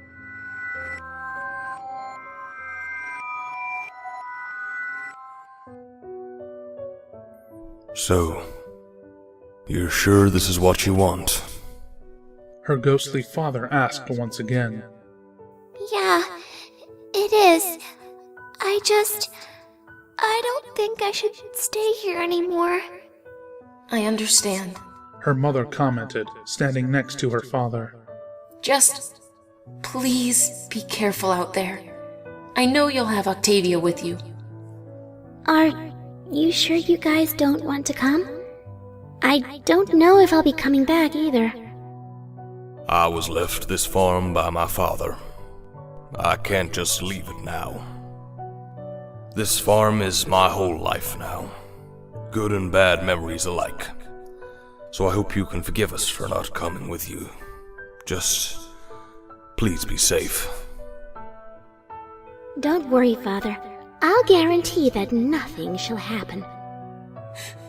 We trust you, Octavia. Her mother nodded, tears in her eyes.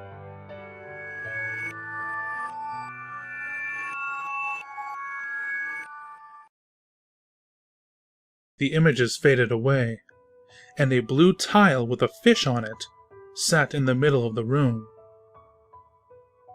That was when we left the farm, wasn't it?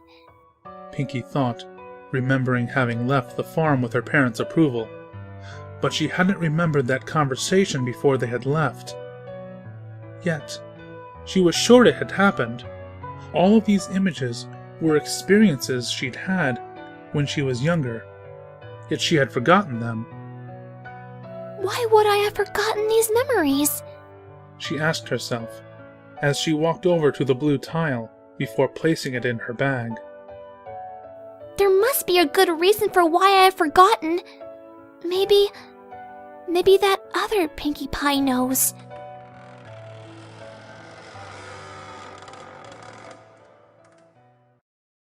You're not very fun, Sadie Pie. If I was told I was being thrown a party, I would just go straight to it.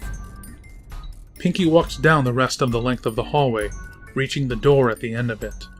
She pushed the door open and walked inside. Oh, you are. I was afraid you'd gotten lost somehow. Which would be weird. How do you get lost in a straight hallway? I'm sure there's a way, but you sure have delayed the party.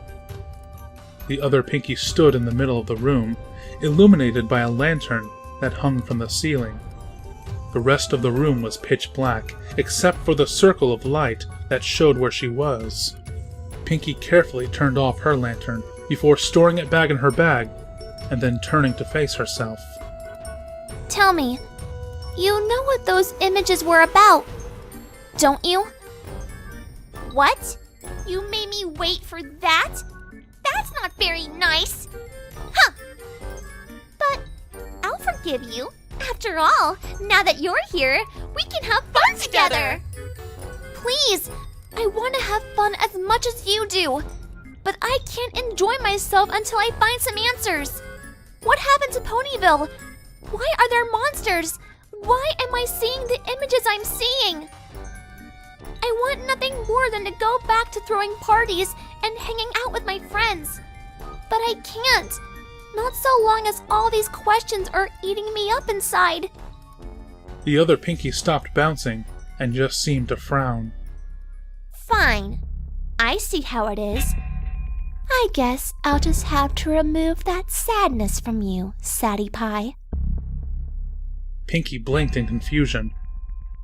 She had no idea what the other Pinky meant, but she hadn't answered any of her burning questions.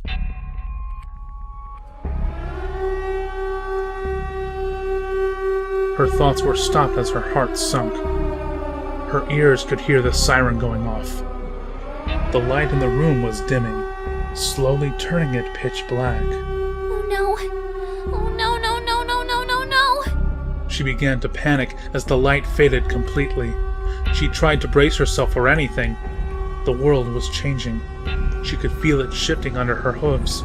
As the siren began to die out, the lantern began to flicker back to life, re-illuminating the spot the other Pinky was standing.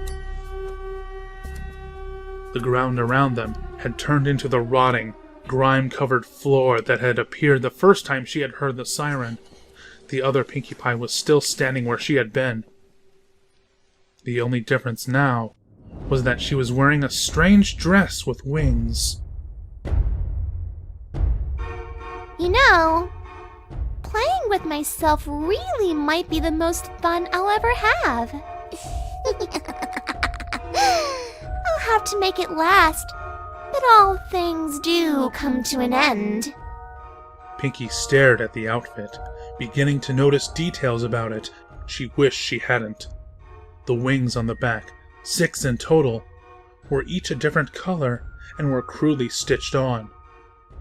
Around her neck was a necklace with multiple unicorn horns dangling from it. The cloth her dress was made out of looked like a patchwork quilt made of leather. Each square of the dress had a different cutie mark on it. The other Pinky noticed her gaping stare. Oh, do you like my dress? She angled her body to show it off better. I'm so glad you like it. I worked very hard to make it. It wasn't easy getting everything to be so intact. Ponies really like to squirm, you know. I'm quite proud of how it came out, too. But I must admit, I see something I can add to it that would make it even better. The lantern grew brighter, illuminating more of the room, revealing a table that had been hiding in the darkness. The other Pinky turned and walked towards the table, reaching into a medical bag that was placed on top of it. From the bag, she pulled out a large, sharp butcher's knife. Now, be a good pony and hold still, will you? I don't want to mess up that beautiful cutie mark of yours.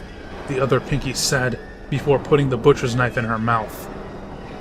Pinky's heart felt like it had stopped. She couldn't even comprehend everything that this other Pinky was saying, but it was very clear that the other Pinky wasn't going to give her a chance. The other Pinky began to charge full gallop at her, aiming for her legs. She jumped out of the way as the knife came close to cutting deep into her. She tried to back away from the other Pinky into the darkness when she hit something hard. She looked behind her, and as if following her eyes, the lantern hanging from the ceiling glowed brighter, revealing the entire room to her. She had run into the dried remains of a pony hanging from the ceiling by a butcher's hook. She jumped away, not wanting to even touch it, as her eyes quickly began to see the decorations of the room. She felt her stomach reach her throat. Pony bodies hung from several parts of the room. Their bodies dried, and caked pools of blood lay underneath them.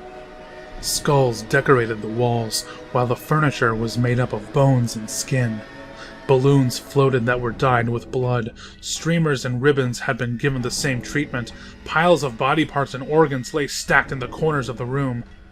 On the table with the medical bag, appearing from the darkness that had hid it before, was a plate adorned with 4 foals surrounding it, with a pile of cupcakes in the center of the plate. Her ears twitched as she heard the galloping of hooves and jumped into the air, as the sound of a blade being swung struck the body she had run into. Pinky ran away from the twisted version of herself, panting heavily as she galloped to the other side of the room. She turned around, watching as the other her pulled the knife out of the body. Sadie Pie! This isn't any fun if you just keep running! I admire you, though. You have the will to fight. I like that in a pony.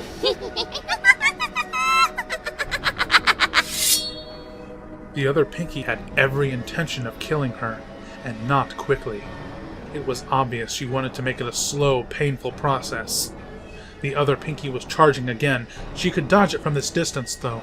She jumped out of the way, avoiding Pinky. She cried out as a searing pain sailed across her right leg.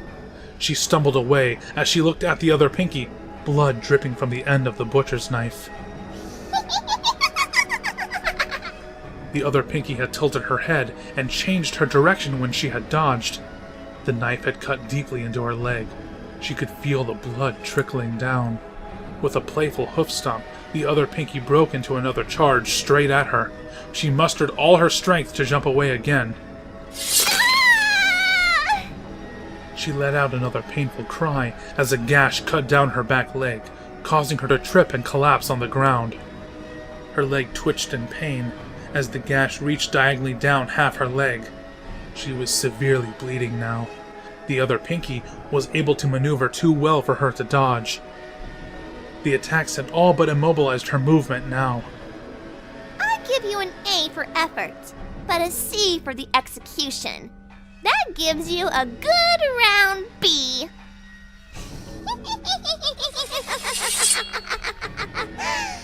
I do hope you won't completely give up once you lose your legs, though. I know it'll be tough, but keep on fighting. She turned her head to watch the other Pinky put the knife back in her mouth. She had come up to her from behind and was raising her head. She was going to bring the knife down, right into her leg. She pulled her leg back in as the other Pinky began to throw her head down to chop the leg off. Pinky bucked the leg with all her might into the other Pinky's jaw. A loud crack sounded through the room as Pinky felt the body of the other Pinky fly backwards away from her. She heard a loud thud, followed by the clanging of the knife hitting the hard ground. She panted in pain, trying not to focus too much on her bleeding legs. She turned her head weakly to look in the direction the other Pinky had flown. The other Pinky groaned, having landed on her back. She rolled over, lying on the ground as her head wobbled. Her mouth was bleeding severely. Bits of teeth and chunks of blood flying out. She panted as best she could through the blood oozing out of her mouth, turning to look at the Pinky she had attacked. Nice try. She looked pained as she tried to speak, but she slowly got to her wobbly hooves. Pinky slowly got to her hooves as well. Putting weight on her injured legs made her body cry out in pain for relief, but she did her best to silence the cries.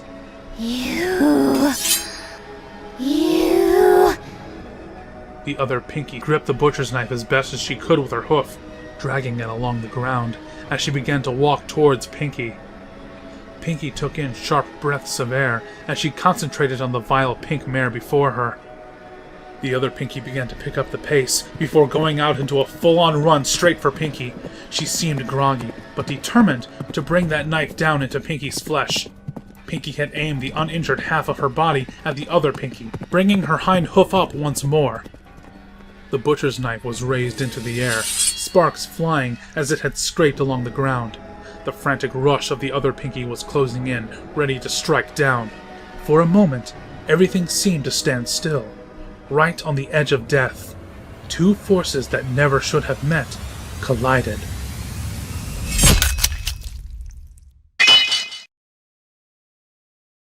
The butcher's knife flew through the air, impaling itself into the ground. Pinky's hind leg had struck straight into its victim's throat. The other Pinky's eyes shrunk. Her windpipe was crushed. Her body betrayed itself. Her whole being shifted out from under the power of the kick, and hitting the ground with a hard thud. That Pinky jerked and twitched on the ground as it tried with all its might to get air from its broken windpipe, only to be filled with blood that poured freely from the neck.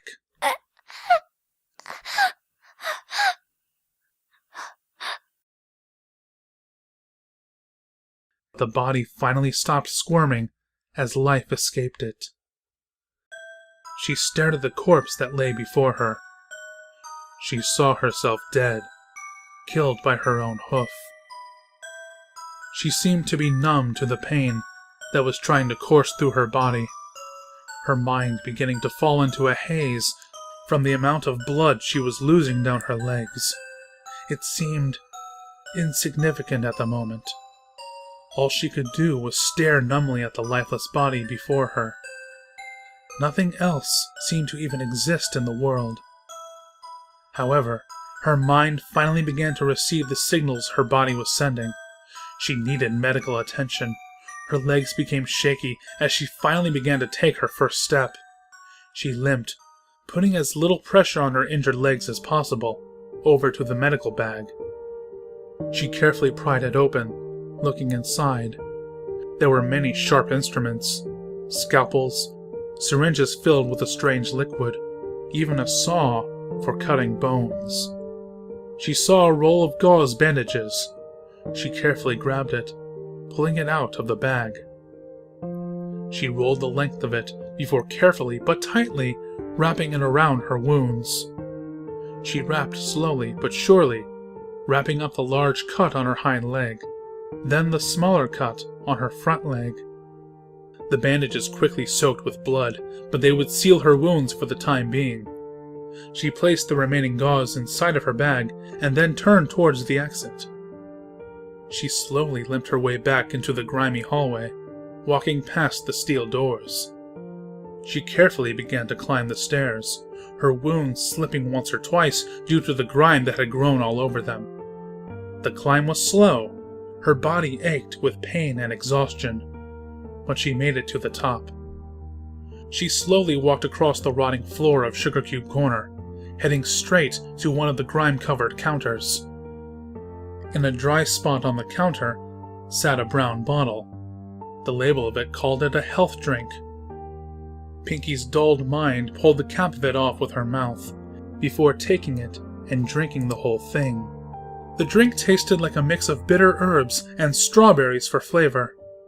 It was a lot like drinking medicine, but her body was grateful to have the liquid inside of her.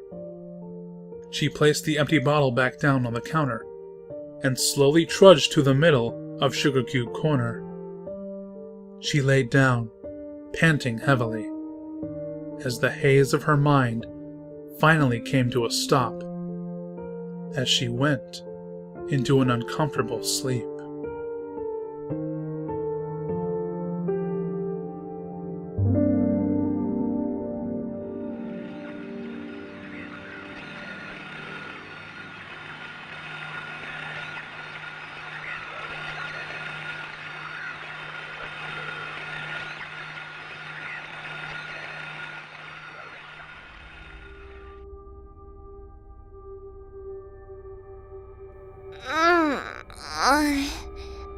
A groan escaped Pinky's lips. That had not been a restful sleep by any stretch of the imagination. She rubbed her throbbing head as she began to stand up. Her body was racked with aches the moment she tried. She laid back down and took several deep breaths, her senses being hit with the overwhelming stench of decay. She pulled her head away from the ground, coughing as the stench tried to gag her. Her eyes shot open as she tried to look around. However, it was far too dark for her to be able to see anything. She fumbled around in her backpack, reaching for her lantern before pulling it out and turning it on. The floor she sat on was a mess of rotting wood and grime. The normal pristine floors of Sugar Cube Corner had become one with the other world now. She lifted her head up to look around, seeing the walls and furniture were also rotting away. Bodies of ponies hung from the corners of the room. Bad confectionaries were placed on various counters in the shop. Pinky quickly turned her head away, closing her eyes from the images. She had seen so much of it already, yet it still wasn't any easier to see any of this. She had wished that waking up would have made this whole place go away, as if it were just some bad dream. At least I wasn't attacked by a monster. She began to stand up onto her wobbly hooves. She looked down at the blood-soaked bandages that covered her legs. Images of herself attacking her assaulted her mind. She remembered each cut, then her own hoof ending the life of herself. A pang of guilt coursed through her. She hadn't wanted to kill her, but in her state of self-defense, she hadn't been given any other option. If only this town hadn't warped everything. If only things went back to the way they always were. Wait! She looked around Sugar Cube Corner once more, before looking down at her hooves, viewing the grime-riddled floor. Sugar Cube Corner didn't look this way when I came in. Which means... Oh no! That siren didn't go off again! I'm still in this... other world! No. Calm down, Pinky. If you panic, then nothing good will happen. Stay calm. Stay calm and just think. Okay, first things first. I need to change these bandages. She reached into her bag and grabbed the bandages she just put in there from before. She quickly unwrapped her wounds, inspecting each of them to make sure they were healing properly before reapplying fresh bandages. She used up the last of her gauze, but she felt satisfied with the fresh wrappings. So now what? She asked herself as she reached into her backpack and pulled out her map. She unfurled it to try and see where she should go. The map was blank now.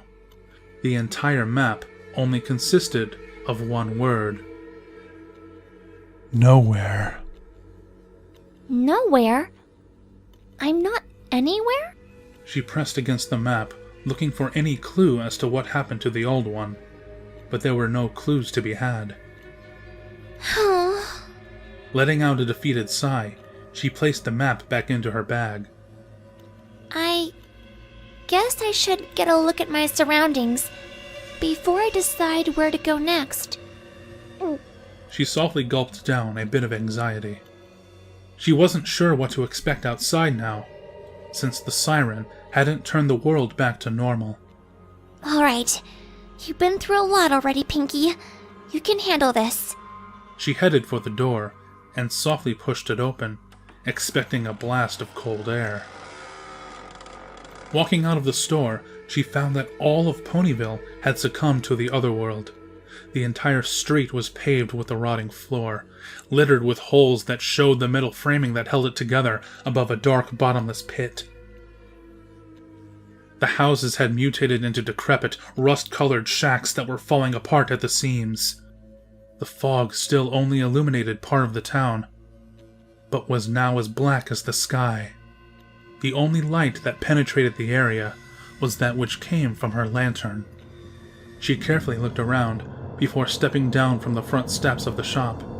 She didn't have any idea of where she should head first, The other version of herself hadn't dropped any clues. And if she had, she didn't want to go back to find it. Suddenly, a loud thud hit her ears as the ground shook.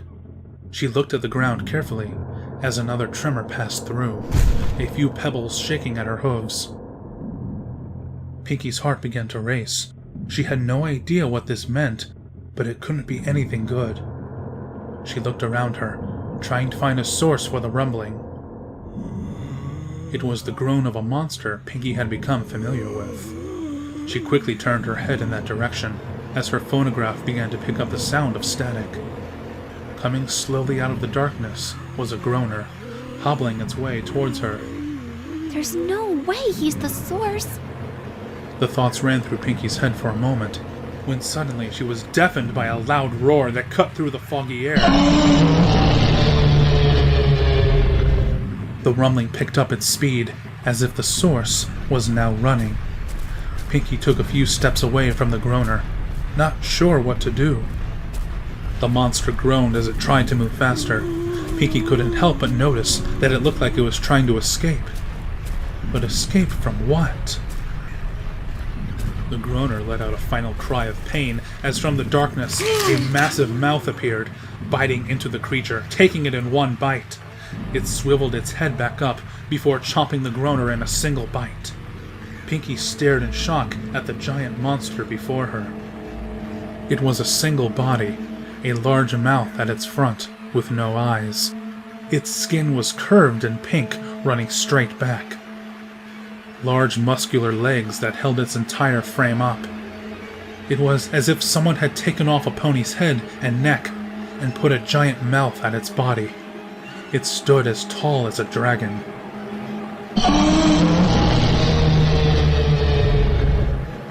It let out another roar that knocked Pinky back to her senses. It had finished its meal, and it was looking for its next one. Pinky turned on her heels and ran with all her might. The creature let out a roar as it began to chase. Every stomp of its legs shook the ground under her hooves. Her heart was pounding as she tried her best to run. She constantly felt her hooves about to slip from the shaking ground, and she panted like crazy, air rushing to her lungs. She felt and heard a massive thud behind her. She looked over her shoulder and saw the creature had tried to bite down on her, its head crashing into the floor. It quickly pulled its head back out, letting out a pained roar as it began running again. She watched it run, its loud thudding feet doing its best to keep up with her. However, it was slower than her, and she knew it. This thing wasn't nearly as fast as the last thing that chased her. Confidence built up inside of her. She turned to face the road ahead of her. Pinky made a quick turn, noticing the path ended before her. She ran quickly. Looking behind her, she saw the creature run straight into the buildings, letting out another pained roar. I can do this. I can outrun this thing. She thought to herself as she felt her confidence skyrocket. She didn't know what it was, but she could outrun it. She looked ahead of her and saw the rotting town pass her with every hoofstep. But where do I outrun it to? She heard it let out another roar as the tremors under her legs began once again. It was coming after her again, but it didn't seem too bright. It was a thing to be feared. It could eat her if she wasn't careful, but she could get away from it. She quickly made the turn around another bend, increasing her distance from the creature. Her attention was caught by what she saw in the distance. It looked as if a giant gate of metal bars had been erected in the middle of the world, cutting off one half of the world from the other. As she ran towards it, she could tell it stretched up into the sky, but couldn't see where it ended. She looked behind her. The pink monster was slowly starting to catch up as it meshed its jaw and roared for her blood. She looked back at the gate, seeing a normal-sized door open in it for her to fit through. She kicked herself into high gear and charged straight for the door. She slipped through with ease and quickly slammed it shut behind her. She stared through the metal bars at the creature running straight for the gate. She panted as she watched it charge with all of its might straight forward. It crashed loudly against the gate, letting out a wild roar as it came to an abrupt stop. The gate was strong enough to hold it back. It let out another roar as it stepped backwards, rushing straight into the gate again. The bars bent slightly, but held strong. Pinky stood there amazed, watching the creature fight with all its strength to break through the bars, roaring and hollering as it slammed its head repeatedly against the bars. A loud cracking sound echoed through the area as the creature stopped its thrashing. It let out grunts as it tried to figure out what the sound meant, before it crashed its head once more against the gate. The loud crack sounded again, and the large creature found its hind leg through the floor. It began to let out frantic roars as it thrashed around, trying to get its foot free. The ground below it cracked and gave way, the creature roaring as it clawed at the metal gate for support. Its giant form soon fell to the ground, its loud roars disappearing into the dark sky. As it fell into the bottomless pit. Pinky slowly walked towards the area he had crashed into the gate, peeking her head down towards the bottomless pit. The creature had fallen. It was nowhere to be seen or heard anymore. The ground it had stood on continued to crumble away, spreading out towards the town. The whole town was slowly falling into the bottomless pit as well, as if the only place left was this area behind the metal gate. Pinky stared at the crumbling town, in shock that it truly was crumbling away, yet it almost made her a little happy. The place that had caused her so much torment was slowly vanishing before her eyes. It had left her stranded there, but it was going away. She turned her back from the crumbling town to get a look at where she was, before letting out another surprised gasp. She hadn't noticed what was actually behind the gate, since she had been too focused on running. The dirt before her was littered with rocks of all sizes, spreading as far as the eye could see. In the center of all the rocks was a wooden house, small but quaint, with a moderate windmill. It was the rock farm, the place she had lived and grown when she was a foal. The farm? It's not supposed to be this close to Ponyville, she thought as she began to run towards it. Its familiarity and comfort was calling for her. The image of a ghost-like filly appeared before the front door as she ran closer to the house. The little filly ran forward, going through the door to the house. Pinky had to follow her. She quickly reached the front door, opened it, and went inside. Inside the living room was the ghostly image of her younger sister. Bellamina stood there, looking at her. Bellamina! Pinky called out, dropping the lantern from her mouth. It hit the ground with a clang and rolled over to the young ghost filly, who stopped it with her hoof. I'm surprised you made it all the way here, Pinkamina. Bellamina sat the lantern right side up. I guess I was wrong. I guess you can handle the truth. Bellamina! You're not really here, are you? She said, her cheerfulness dipping as she could see through the ghostly image of her sister. You'll see the truth here. Bellamina turned and pointed, directing Pinky to the stairs to the upper floor. This house is your last safe haven, though. After this, there is no turning back. What do you mean? Goodbye, sis. Bellamina's last words echoed as her image faded from the living room. Pinky could only stare at where her sister had stood, not sure what to make of what she saw. She felt a pang of sadness and yet a bit of comfort as well. It was short, it was brief, and it didn't last as long as she wished it could have, but she had talked with her sister. She walked over to the lantern and picked it up once more with her mouth. She couldn't stop here. Not now. Her sister's last words gave her a boost of strength, a boost that she could use to see this through.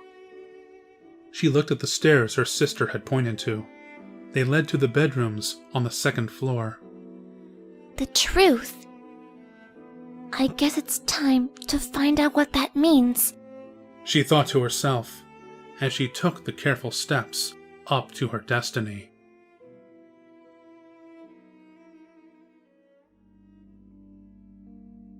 At the top of the stairs, she was met by a wooden door. She carefully pushed it open, revealing a hallway.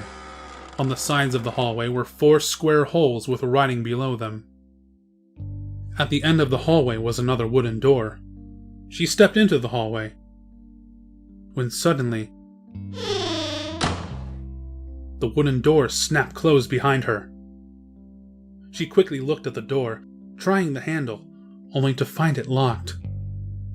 She let out a soft sigh as she turned back to the hallway, before almost jumping out of her skin again. The slender pony stood at the end of the hallway, right outside the door on the other side.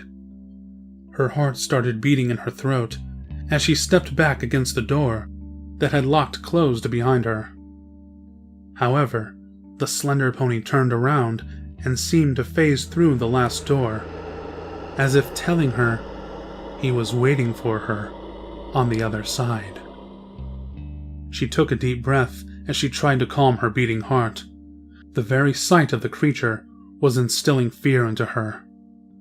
She shook her head as she calmed down. My sister said that the truth was here. I have to have faith in her.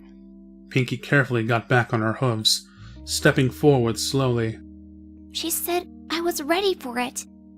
I've managed to come this far through hell and back. I can handle this. She turned to the first hole in the wall, reading the words written under it. Eyes gleamed over. It stalks before striking. Its tail wags in anticipation. Pinky thought it over in her head. The square-shaped hole was just the right size to place in one of the tiles she had gotten from Sugar Cube Corner. She assumed the riddle meant that she had to put one of them in the slot. She carefully looked inside of her bag and went over the selection she had.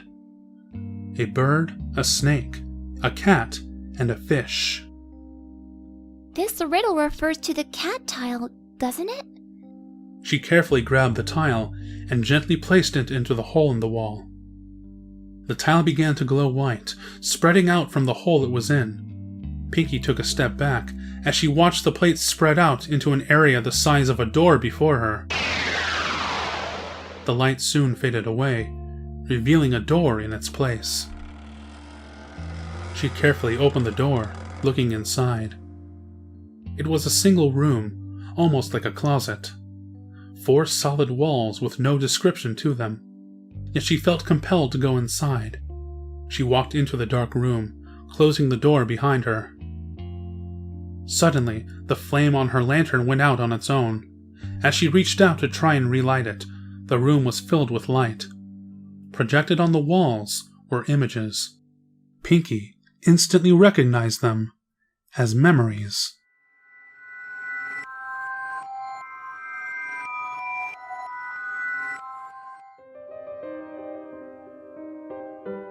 I don't know, Pinkamena. Are you sure this is a good idea? Bellamina asked as she walked with her bouncing older sister towards the edge of the rock farm. Of course it is! Pinky said happily as she led her younger sister. It's a super special party! I tried to invite Mother, Father, and Octavia, but they were all too busy. So that means you get to enjoy the fun with me. Well, I do love your parties. Bellamina smiled. It was true that she did. The two of them reached the edge of the forest.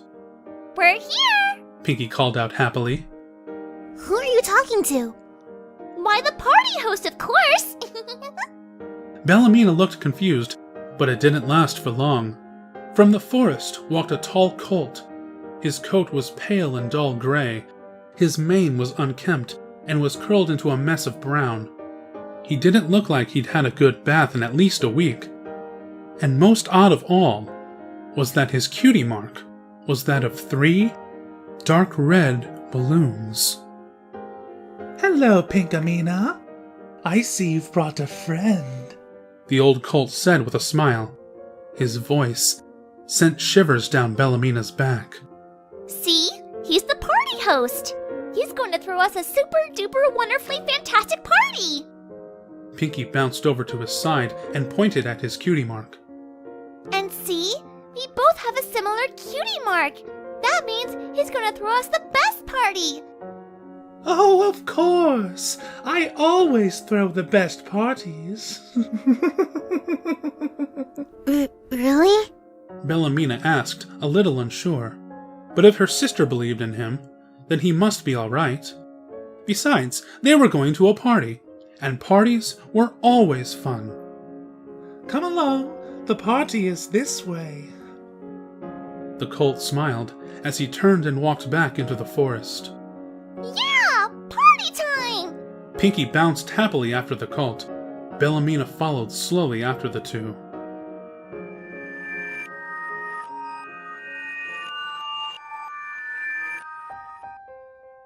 The flame of the lantern flickered back to life as the images faded from the walls. Pinky stared at the walls that had shown the images she had long since forced herself to forget about. She didn't like where this was going. Back then, she was too ignorant to realize that the cult had given off a bad vibe. She was too focused on her parties. She gulped heavily as she opened the door back up and re-entered the hallway. She looked at the hole before her with the text written under it.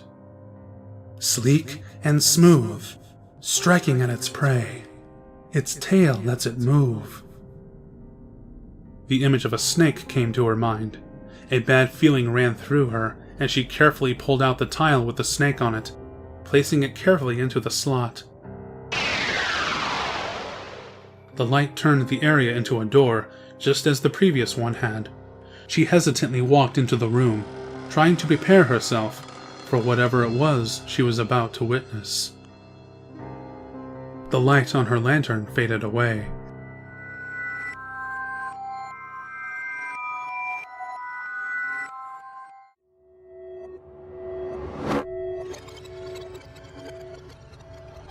What are you doing to my sister?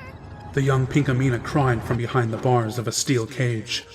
The colt had locked her inside, under the guise that they'd be playing pin the tail on the pony. Don't look so sad, little filly. The colt said with a dazed-over smile. Pinkamena looked into his eyes and saw nothing. It was as if the colt truly had no soul to him. I'm just about to play one of the most wonderful games with your sister. She doesn't look like she's having fun. Pinkamena cried out, looking at her sister, who was strapped down to a table. She was frantic, trying to pry herself free from her bonds. The straps were too tight. She could do little more than twitch various parts of her body. He knew what he was doing. Oh, she may not look like it now, but I've played this game with lots of ponies before. Just look around you. I've had many friends over the years. A wry smile came to his face before he turned his head back to her. Pinkamena looked around the room. It was the first time she'd paid any attention to it. Suddenly, the horrifying stench of the room was obvious. It was coming from the various states of decay from the ponies that adorned the room. Most were young fillies, with little more than their heads remaining as decorations. The cult had dressed the room up for a party, using the bones and skin of the ponies he had killed.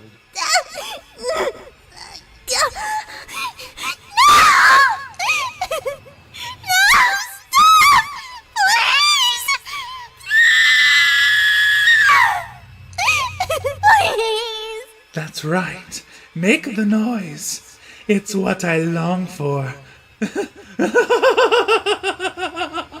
Pinkamena watched as he carefully placed a scalpel against her skin. With precision, he began to cut away at her.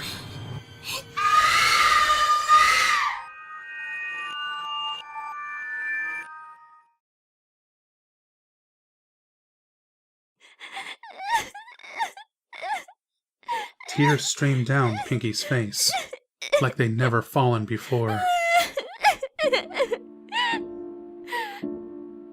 Bellamina. She sobbed to herself as she remembered the horrific images of her sister being dissected alive by the cult.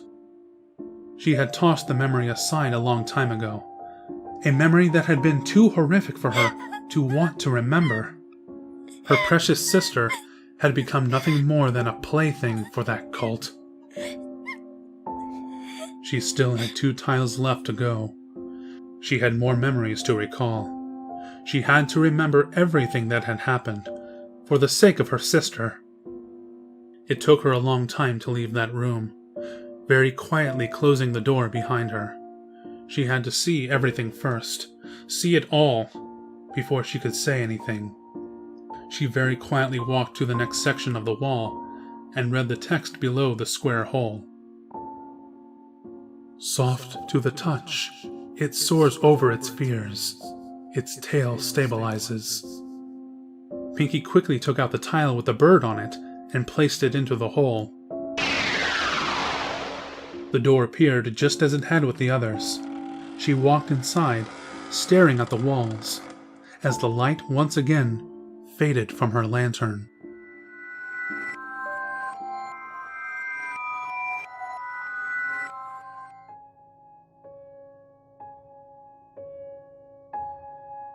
Come now, you must eat. There's no point in letting yourself go hungry. Pinkamena had curled up in the back of the cage, having cried her heart out. All that remained of her sister now was the lifeless upper half that was still strapped to the table. She hadn't seen what he'd done with the rest of her after he'd finished. Here, I even made you this special treat, he said, opening a small hole in the cage, pushing in a plate with a cupcake on it. Pinkamena didn't want his treat. Nothing made by this cruel cult could truly be worth eating. Her stomach let out a growl.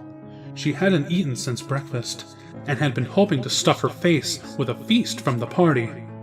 See? You're hungry. You should eat. The cult smiled. Pinkamena's body defied her mind as it slowly got up and walked over to the cupcake. She sniffed it carefully, but it was hard to smell anything past the stench of decay in the room. She then, very carefully, licked at the frosting that lay on top of the cupcake. The sweet, sugary taste hit her tongue, almost as if in defiance of what her mind was telling her. Her mind screamed that something was wrong.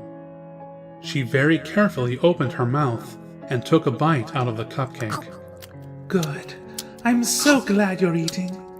It would be a shame if your sister went to waste. The flavor of the cupcake hit Pinkamena's senses like a brick. This wasn't a sweet and sugary cupcake.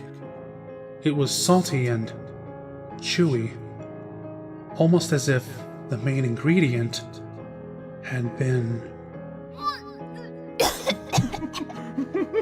The colt laughed as he watched the expression on the young filly's face distort. Pinkamena vomited, rushing to the back of the cage where she coughed and sputtered, trying to get the vile taste out of her mouth. The imposing laugh of the colt hit her ears, causing her tears to return.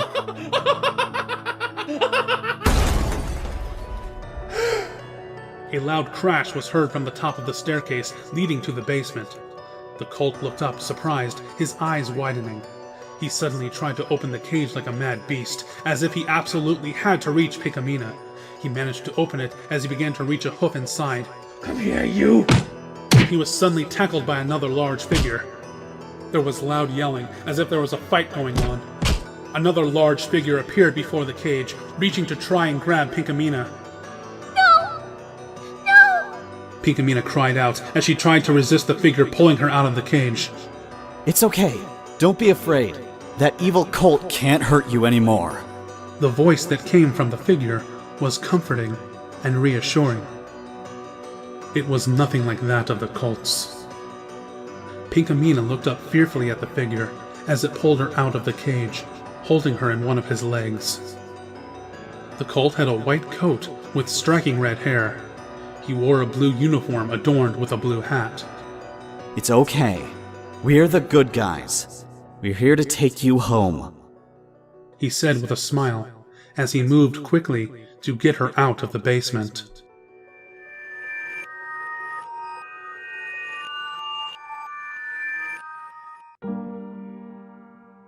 I was rescued. but it had been too late. They didn't make it back in time to save my sister. And that vile treat. The very thought of the cupcake was making her stomach turn. It's hard to believe any pony could be that cruel. She walked back into the hallway as the thoughts continued to bounce through her head. Those words I spoke in another memory make sense now, though. After having eaten that, I really didn't feel like ever eating again. She looked up at the last hole in the wall. The words underneath it read, "A slick texture, its sustenance for most. Its tail propels it forward."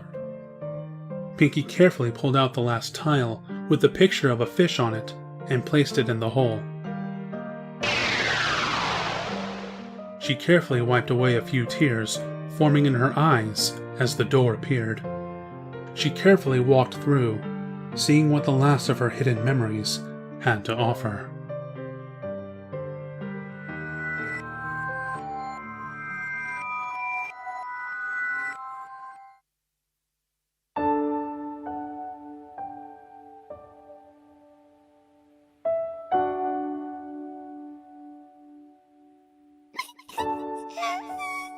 Pinkamena sobbed into Octavia's coat. The older sister had been doing her best to comfort her younger sister. But no matter what she tried, she couldn't get the filly to sleep. Pinkamena had barely eaten. She refused to sleep, and she was constantly sobbing. Octavia had no idea what it was that her sister had seen. All she knew was that Bellamina was dead. That fact alone seemed to have Pinkamena jumping at the shadows. Oh my.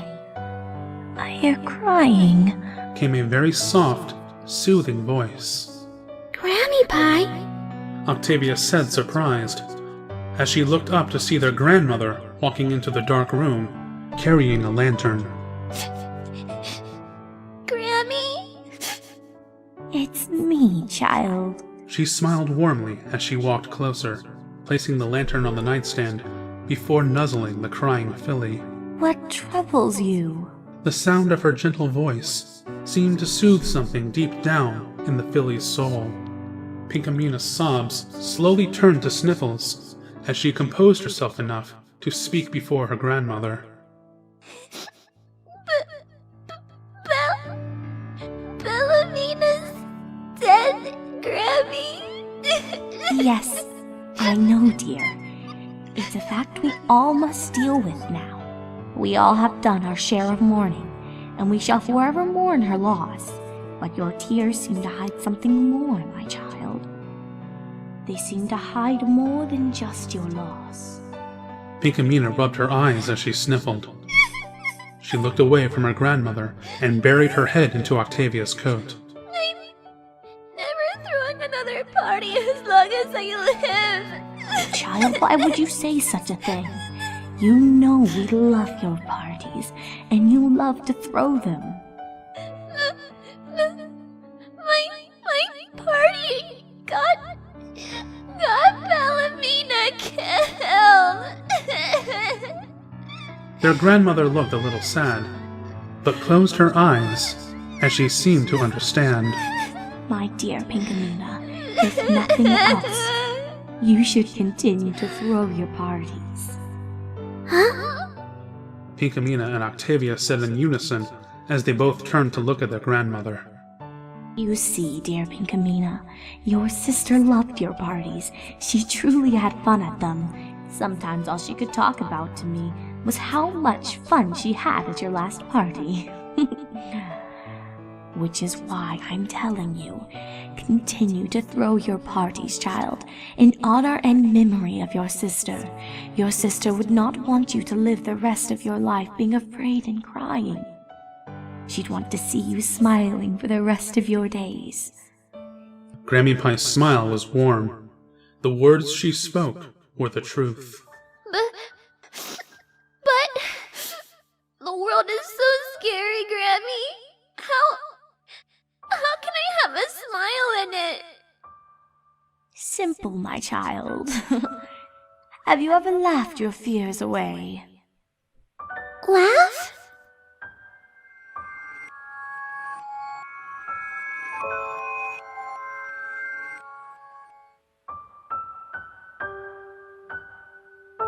It was a lesson she remembered often from her childhood. Her grandmother would often visit her and teach her how to laugh at her fears. Stand up to the shadows and the idea of monsters, and to laugh her fears away. She could face anything the world had to throw at her, so long as she had the inner strength to laugh when the day was over. She had forgotten why her grandmother had repeated the lessons so often to her. In her memories before, she had just thought it was because she had been afraid of the dark as a filly. She knew now that it was because of something much deeper. A small smile crept onto her face, as Pinkie recalled all of the memories she had forgotten now. The good memories, the bad memories, the ugly ones, the beautiful ones. She had locked them all away to keep herself happy, to try and keep Bellamina's wishes true. She hadn't been ready to accept the memories into her heart as fact. She carefully left the last of the rooms that contained her memories.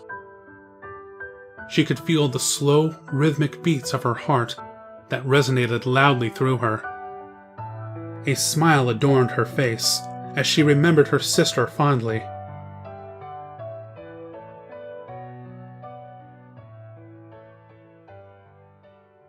So, there's just one last thing to do then, she said as she looked at the door at the end of the hallway.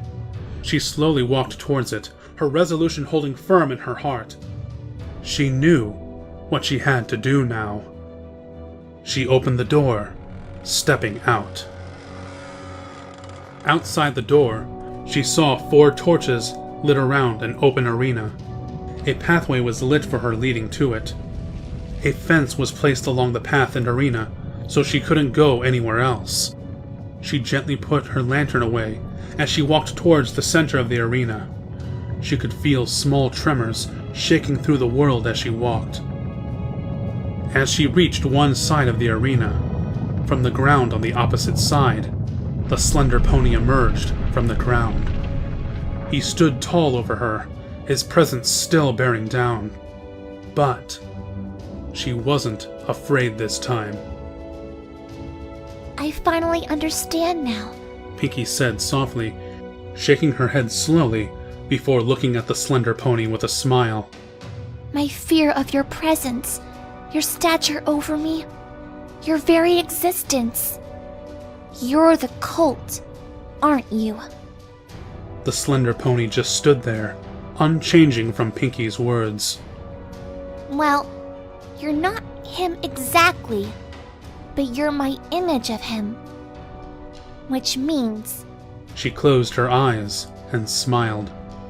I am not afraid of you anymore. The slender pony began to walk towards her, every step seeming to echo across the arena. Pinkie opened her eyes as she watched the pony walk towards her. Her mouth began to quiver as she saw him getting closer. She felt the haze beginning to hit her mind, the phonograph letting out its static. She stood firm where she was, remembering fondly the words of her grandmother, the memories of her younger sister, of her friends back in Ponyville, of the fun she'd had throughout her life thanks to the help of everyone she'd ever known. All of them helped her live a life she could say she was proud of. The slender pony stood a few feet from her, but the haze he brought to her mind began to fade. Her quivering mouth puckered up for a moment, before a soft sound came from it. It started off low, as it gained its footing inside of Pinkie Pie. The confidence grew in her with each sound that came out of her. The haze lifted, the static of the phonograph becoming more quiet. She was laughing. She was laughing at the fear that this pony... No, that this whole town had brought upon her, just so that she could become strong enough to face her fears. She laughed, she giggled, she snorted, she chuckled. It felt like it had been a lifetime since she had last let out a laugh. She let out so many tears that had been pent up for years, so many pains and torments she had kept inside. For the first time in a long, long while, she laughed with all of her heart. A bright light shone from her neck as a golden necklace with a blue balloon gem appeared. Her laughter continued as the light from the necklace made the slender pony jump back, letting out a shrilling cry as it seemed to hurt him. The entire arena began to shake with a gigantic tremor as it began to fall apart. All of the scenery around her began to fall into the bottomless pit that lay beneath them. The entire world was crumbling and shattering around them. The slender pony let out another painful roar as he dissolved back into the ground, disappearing from Pinky's sight. She calmed her laughing, enough so that she could speak.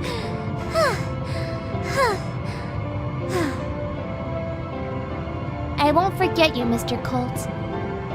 And I don't think I can ever truly forgive you for what you did. But I can move on now. She closed her eyes as she smiled brightly. The golden necklace around her neck shined brightly as it shot a beam of light forward, hitting the air before forming into a door of light. The necklace then vanished, to wait for the next time it would be needed. It's time for me to head home. For real this time. Pinky smiled happily as she walked through the door of light. The last of the world crumbling away behind her.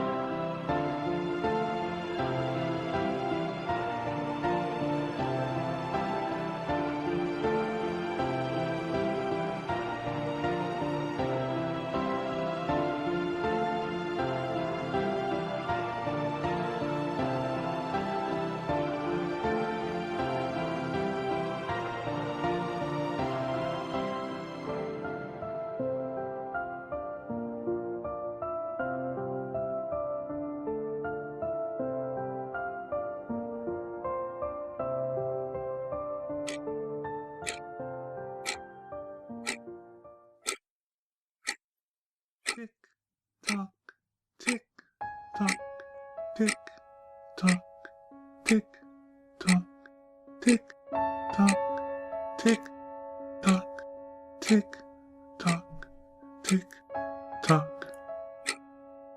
The clock beats to a rhythm, but it holds no time. The precious beats tell me the time is still flowing, though. There's no need to know how much of it has passed.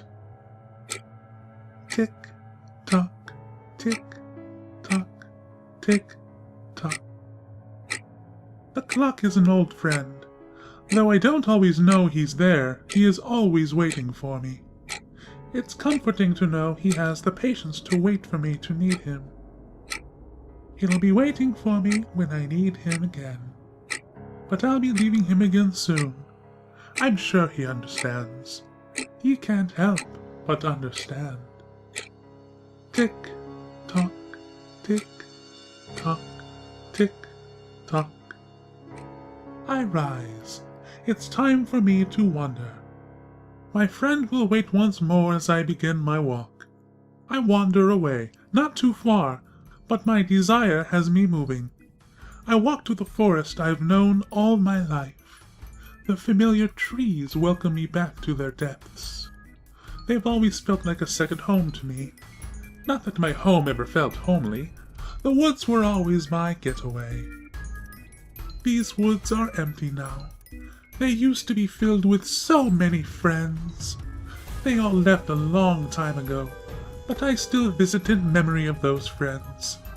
I reach the old picnic table, wearing away with age, it's starting to rot away. No one has taken care of it in my absence, but I don't mind. This table played host to my parties before anyone knew I liked to throw parties. Balloons lay scattered around, long since deflated. Old streamers line the trees, confetti is scattered amongst the leaves and grass. So many parties were thrown here, so many of my friends would I invite. They loved my parties, every moment of them. This table would often become covered in the remains of a good partying day. It's been so long since I saw it repainted that wonderfully glossy, deep red color. All that remains are the old stains of parties long since gone. The memories of our games are strong, though. My favorite game was always Surgeon, a game that always required a high level of skill and precision. My friends loved to make it harder on me, too, by squirming and trying to escape my hold, but it was all in good fun. I would take them apart and see what made them tick inside. Then we'd have the ingredients to make the most wonderful snacks for all our friends. My mouth still waters at the deliciously salty, though slightly bitter taste. Tick-tock, tick-tock. Time is slipping by now. I can see the clouds starting to form, and they'll be blocking Celestia's sun soon. I can tell from the formation that they're preparing for a rainstorm tonight. I still have business to deal with elsewhere, so I should continue moving before it gets too late. I don't want to get caught in the downpour. I begin to leave the forest. I don't know how much time has passed, but my body seems to be moving as if on instinct. This particular path is one that has become ingrained into me over time. While I try not to do the same thing over the course of a few days, this is the one thing that does not change. Leaving the forest, I soon enter a realm of empty darkness. It's been devoid of anything for as long as I remember it. I don't know why it was made so desolate, but it seems nothing can be built here.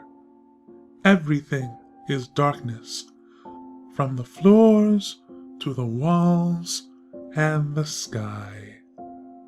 I reach the end of the dark realm, and I sit down. Before me sit the gates of the gods, separating me from them. I wait here every day. I've gotten the timing down. If I wait here, I'll see a god. As if on cue, a brilliant light flares up, the light that tells me a god has made itself known. Its figure appears in the light, a silhouette of its true self. It comes forth and stands before me, standing behind the gate of the gods. I smile at the god.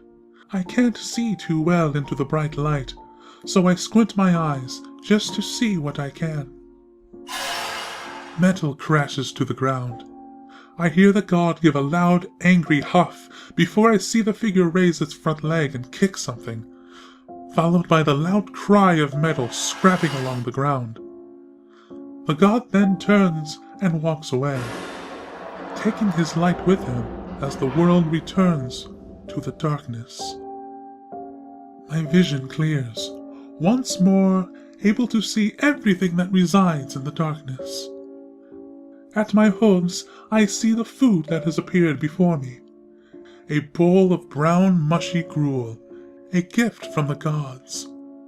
I give my thanks to the god, as I then begin to eat the food I have been given. It's not the most delicious food I've ever eaten.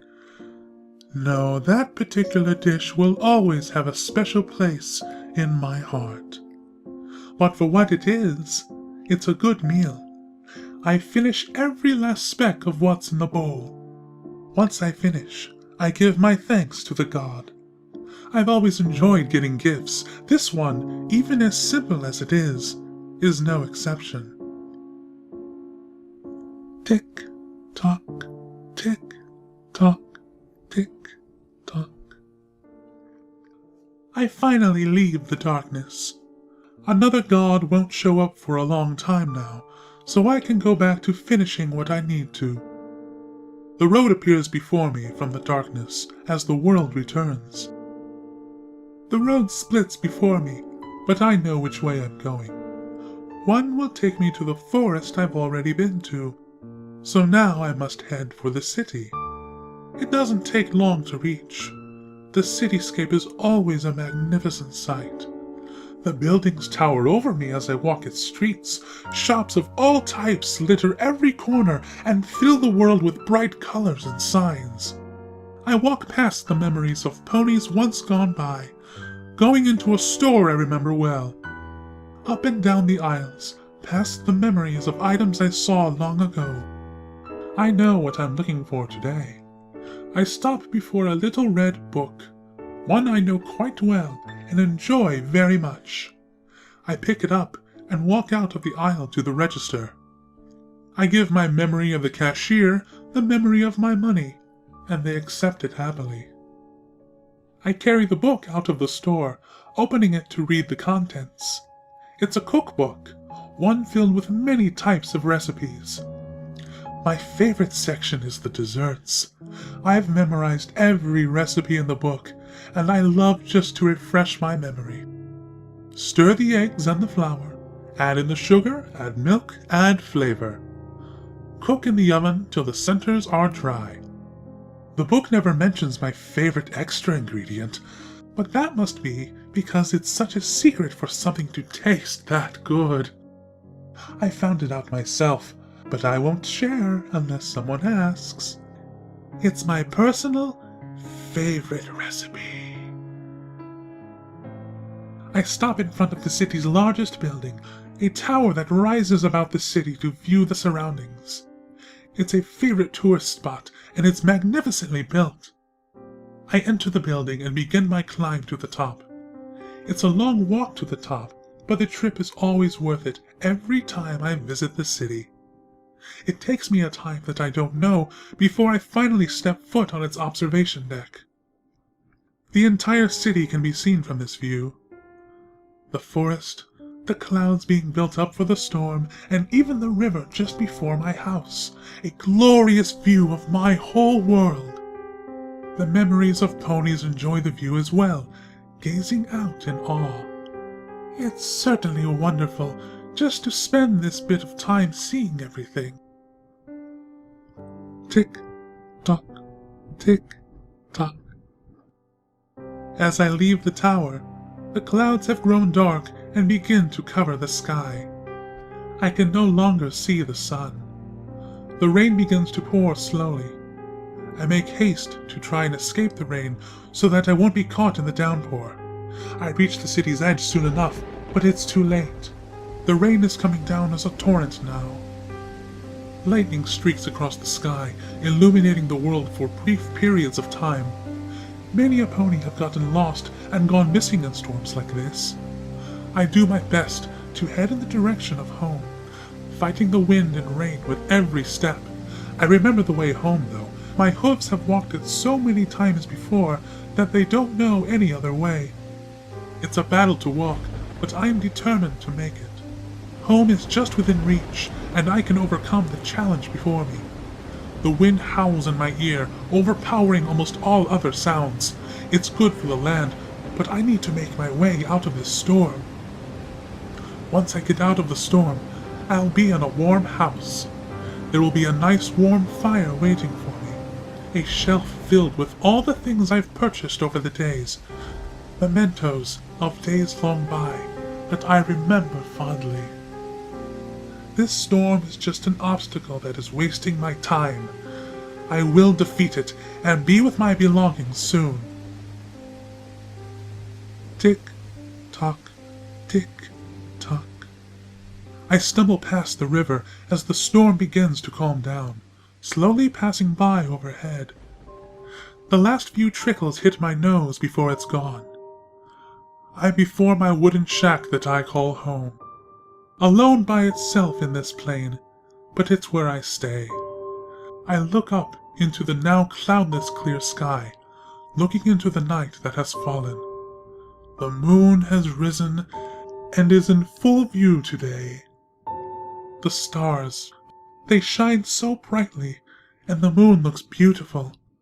I can see the mare in the moon again tonight. Her beauty resonates within me.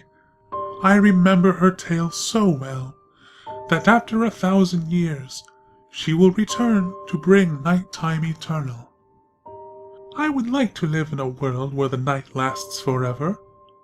The sun is bright and hot, where the nights are cool and gentle. The night has always given me a sense of comfort. Parties are the best at night, especially my kind of parties. Other ponies may like the day, but the night is where I feel the most comfortable.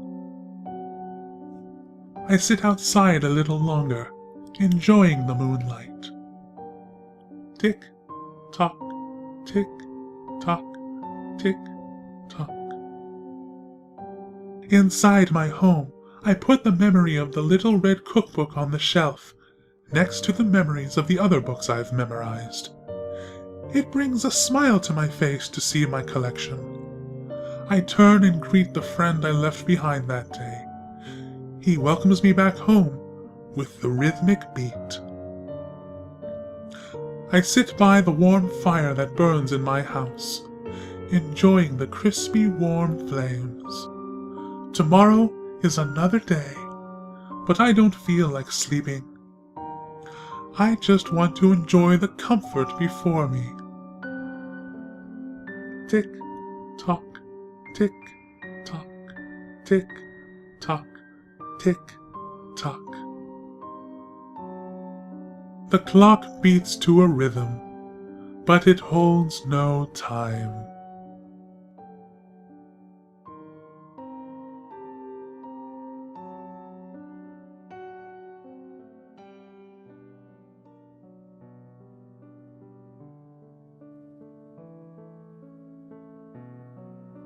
And you're telling me this prisoner never leaves his cell? Celestia asked the guard that had handed her a note from the prison that held this prisoner. It was their yearly mental evaluation of him. Yes, Your Highness. He has also never been given any items or time outside of his cell. The guards believe that everything described in his evaluation are from the pictures he's painted on his walls in his own blood. I see, Celestia said, not sure what to make of the letter, as she rolled it back up. Your Highness, I know how this is going to sound, but the prison has asked for special permission to allow them to execute this prisoner. The guard hesitated to explain it. What? They know I've strictly forbidden executions of any pony. Why would they ask me to make such an exception? The idea of accepting an execution request made her angry. She hadn't allowed an execution in over 400 years. Seeing any of her subjects killed made her stomach twist. Well, Your Highness, it's not just for his heinous crimes. He's convicted of foal napping, imprisonment, and cruel and unusual torture, murder, cannibalism. But not only that, he's unknown to anyone. In all of his time imprisoned here, he's never once had a visitor. Not only that, he's never revealed his name. He's only known as the Colt amongst the staff and guards. The guard turned his head as he spoke of the Colt, holding back his anger at the very thought of what he's done. He would not be missed if he was executed. Celestia stared in silence at her guard. She gritted her teeth. She knew if there was any pony that deserved death, it was that one. His crimes were the most severe that any pony born this century had ever seen. She had personally seen worse in her 1,000 years of life, but she could never convey that to her subjects. I'm sorry, but I can't accept this request. Celestia turned her head away, closing her eyes to hold back her anger. Even if he's committed murder, even if he is the most deserving of death, to kill him would make some pony else a murderer.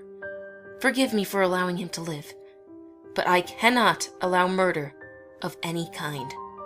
As you command, Your Highness.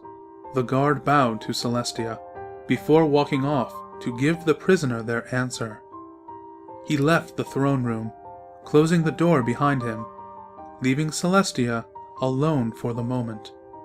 Celestia let out a soft sigh as she looked up at the ceiling. There have been no wars or atrocities for several centuries now. I want to keep this peace for as long as I can. Even if that means leaving some alive, that would be better dead. Celestia closed her eyes in thought. I only pray that the families that have lost their loved ones can forgive me.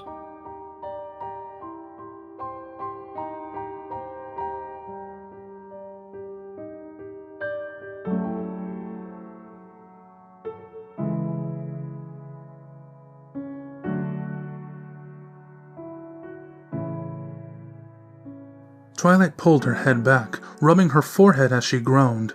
The spell was taxing, not to mention she had held it for minutes already. She shook her head before looking at her pink friend. Pinky still had her eyes closed. Pinky? You alright? Twilight asked, not sure if she had been released from the effects of the spell yet. It took a moment, but soon Pinky's eyes slowly opened. You okay? It wasn't too much, was it? Pinky simply blinked before smiling and lowering her head, closing her eyes.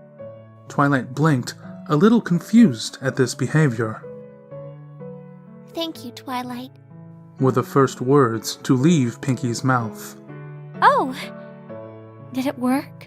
Twilight asked, softly smiling. It did, and I thank you so much for helping me. Pinky said, lifting her head, letting Twilight see the smile on Pinky's face. If you hadn't helped me, who knows what would have happened? I mean, I probably would have been driven insane. But I won't now. And it's all thanks to you. Oh, well, I was doing it to help a friend in need. Twilight said, smiling, accepting the compliments in her usual manner. This has been a pretty crazy experience. So, I hope I'm not prying, but do you know what was causing those nightmares now? I do, but I'll tell you about it later. I promise. Right now, I have a few things I need to take care of. I hope you don't mind. Oh, but of course. I'm just happy I was able to help. Twilight smiled. Pinky smiled back as she headed towards Twilight's door. A thought struck her and she stopped. Oh, hey Twilight, before I go, I need 2 favors. Sure. What do you need? Well, first I'll need you to cast the cloud walking spell on me. And second, do you have any red ribbon on you? Rainbow Dash was getting a good afternoon nap in her home when she was awoken by several knocks on her door. What? She said as she stirred from her sleep. Her ears wiggled as she heard the door being knocked on. Yeah. Hold your horseshoes, I'm coming. She yawned, stretching as she woke up. She walked over to the door, opening it up. Almost instantly, she was assaulted by a pink blur that proceeded to hug her, knocking her over onto her back. What the? She said in surprise, before realizing her assaulter was Pinkie Pie. Oh, Pinkie Pie? Rainbow Dash said, sitting up slowly. What's the idea? You know it's my nap time. Rainbow Dash shook her head as Pinkie slowly let go. I know, and I'm sorry for waking you. A lot has happened to me, and I really just had to see you. Well, that's all right then. I certainly can't abandon a friend in need. Rainbow Dash said, brushing her hair with her hoof. What's on your mind, Pinks? It's a really long story, Dash. A long and, well, a rather sad one. Pinky said, with a hint of melancholy in her voice. And I'm more than willing to tell you, but I hope you don't mind if I keep you waiting a little while to hear the story. Pinky ran a hoof through her hair. I still have some things to deal with before I'm really ready to tell other ponies about it. A sad story? That's not like you, Pinkie Pie. You're always being upbeat, fun, and having a good time. What could be so sad about something recently happening to you? You'll know when you hear it. Just trust me for the moment. After all, I came here to hang out with you for a little while, if you don't mind. Course not. A visit from my gal pal is always welcome. Rainbow smiled as she flew over to another part of her house. Would you like a snack? I got some fresh apples from Applejack. They're really good.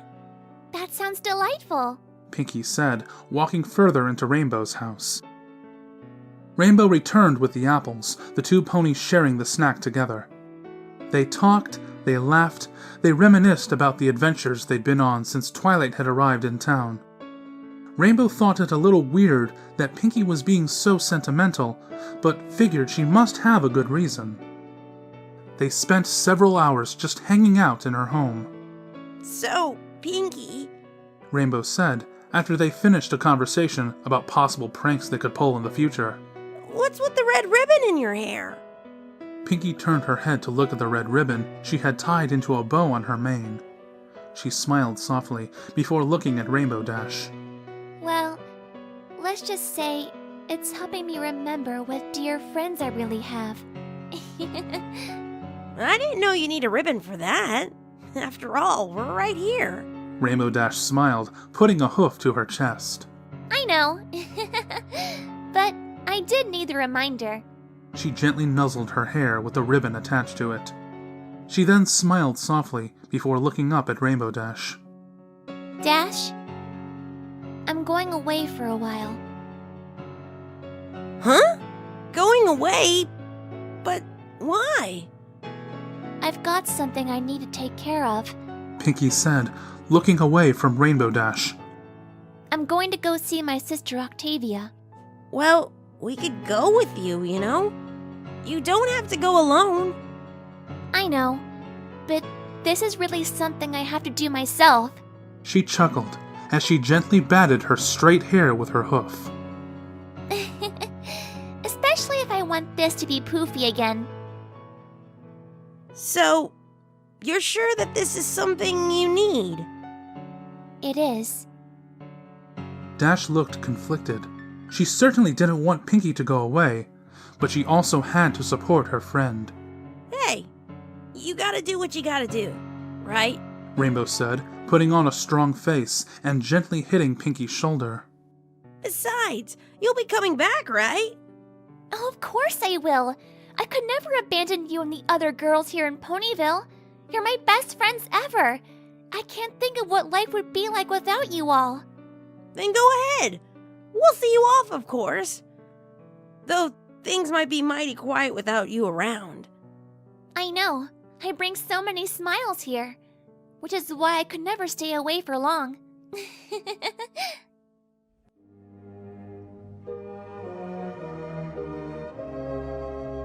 Classical music filled the halls, the small group of ponies playing on the stage to a large crowd. Their instruments were finely tuned. They never missed a beat or a chord, as they all played in perfect harmony. The very soul of their music resonated through the hall and the hearts of all the ponies attending.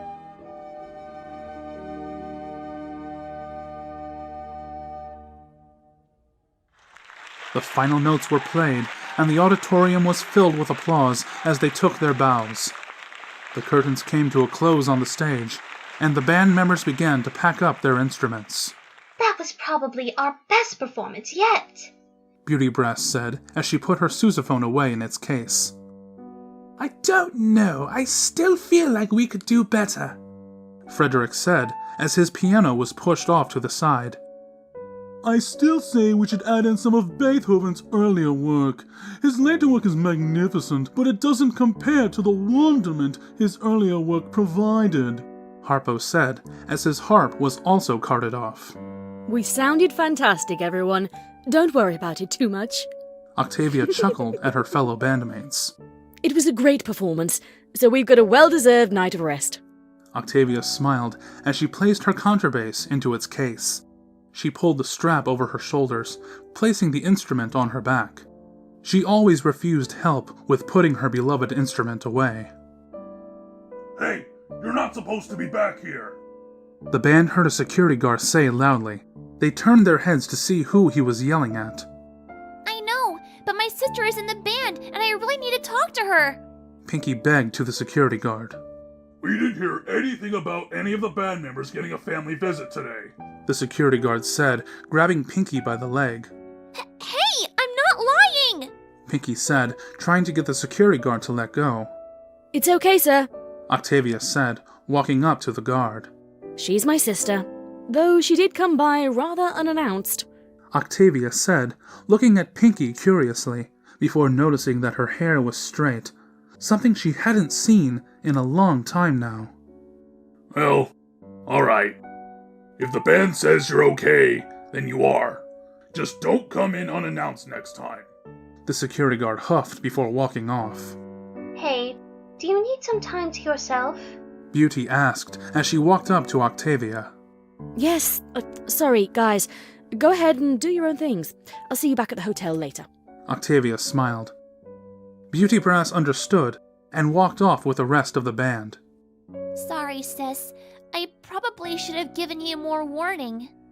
Then again, even I didn't really know I was going to be setting off till I basically did. Still, I could have written.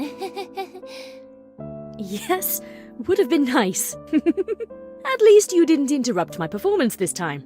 Pinky blushed while smiling, still remembering the gala. Come on, let's go have some dinner and we can talk.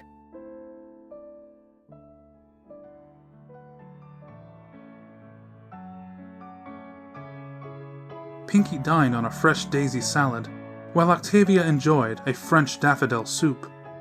So, Pinky. Octavia started as she finished taking a sip of her soup. Why the sudden visit? I assume it has to do with something bothering you. I can't hide anything from you, can I, sis? Pinky smiled as she took another bite of her salad. Not really. Your hair doesn't go down unless you're upset about something. Octavia said as her eyes wandered down to the red ribbon in Pinky's hair. The ribbon is new, though. Well, both of those are related. I know I'm about to ask a lot from you, Octavia. What with you on tour and all. And it's been a long time since either of us brought this up. Octavia ate another spoonful of soup as she watched her sister curiously, not really sure what to expect. But I'd like the two of us to visit Bellamina's grave. Octavia nearly dropped her spoon. She quickly swallowed the contents of her mouth. This is rather sudden, Pinky. Octavia said, surprised her sister would bring it up. If that's what you really want, our next concert isn't until next week in Hoofington.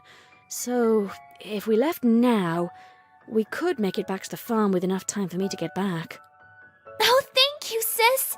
You really are the best sister in the world. Sure, I'll do this so long as you tell me what's going on. Deal.